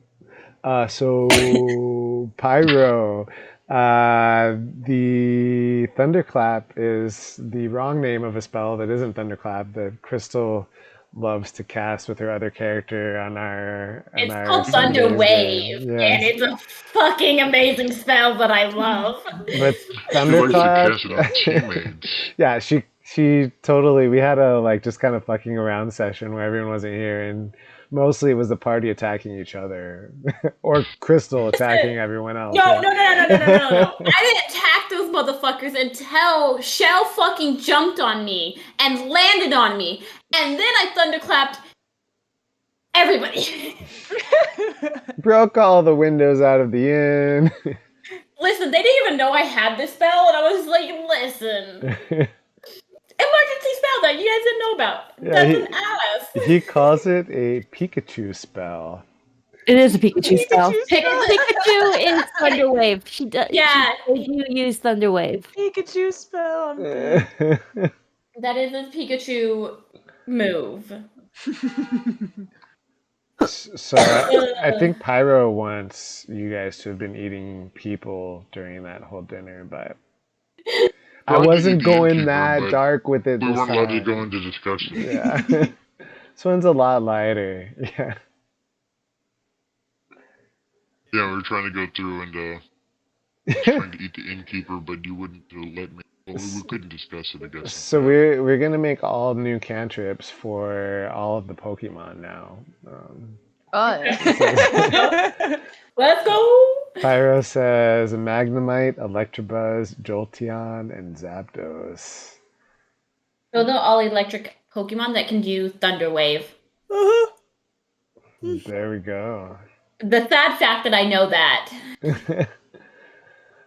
Okay, cast the You Jolteon love it. spell. Or from now Get on, fucked, bitches. your druid just like has Pokemon that do all their spells for her. Okay. Every time she casts a spell, a little Pokemon ball rolls out. I would fucking love that. That would be I was hilarious. also thinking of like if she cast a spell, it would take the spell would take the shape of a Pokemon as an attack. Ooh, see, that would be cool too. Oh, we can do that. I'm down for it. I'm down for it. It's all the power of imagination. I'm actually really enjoying playing the knight character. Yeah, you make a good knight. You've got the solemn, serious sort of voice. And I was trying so hard to do that voice. I think so, that's role reversal with Silver Yeah. not playing the hero as she's playing the damn villain. yeah, Silver's makes a great rogue. Rogues are the best. They're so much fun. Yeah. I actually have contemplated making a note. If Autumn dies, I have this one character already pre-made, and if I decide to go against that, I might go do a rogue. I'm having fun with the rogue. I really am. Which is my so favorite. not me. Yeah, I have a character idea that I think the entire party except JR would hate. It's pretty much any of Sometimes, yeah. Sometimes, mostly they just like Jules. Listen. The character idea that I have, I think everybody else would hate, but JR would probably absolutely love. And a Darnold traitor. She already tried that once. So you're gonna tell him the idea, or you're just gonna leave him hanging? No, she's gonna leave me hanging. Oh, I'm leaving hanging. Yeah. Leaving She's not gonna hanging. tell us. She's not gonna tell us. No, I'm not. Disrespect. But JR, just know We can play with the her. thing that you wanted me to do Mm-hmm. in the Hallwick horror campaign. Just imagine me actually doing it. It'd be fun. It'd be really fun. But yeah, I love the way you guys fuck with each other. It's really fun. I'm sorry, but I got those two freaking 25 and 26. You were Those rocking right. those. Yeah, those are great rolls. I got a 19 and a nat 20 right after another. Nobody's paying attention. Fuck you. So Yeah, I took them and then I put them in my pocket and I'm just sitting there just watching Ud be Ud. Cause a scene to divert attention. You did a great job of grunting. That was pretty awesome. I have a funny feeling that Ud only talks to me normally when it's just us two. But normally he still does his normal meh or mime shit. I don't know, I was talking a lot in chat, but nobody's responding. Gave up. I need like I forgot to make a new thing that doesn't say Havoc Horrors for the one shots. Like I forgot to make I was so busy like desperately in 30 seconds trying to come up with, I like readings of mostly reading shit that I decided I didn't want to use. Like I was like, let me read this whole book of one shots. I was like, this is crap. Finally I was like, fuck it, I'm just gonna make shit what up. I did there? I actually went through and I was thumbing through some of the old dungeon magazines that I have. I actually have a And I was looking at some of the campaigns or the one-shots that they have in there. Yeah. JR, not everybody in this campaign is a backstabber, by the way. Yes, they are. I mean, Just started. Don't call me a backstabber.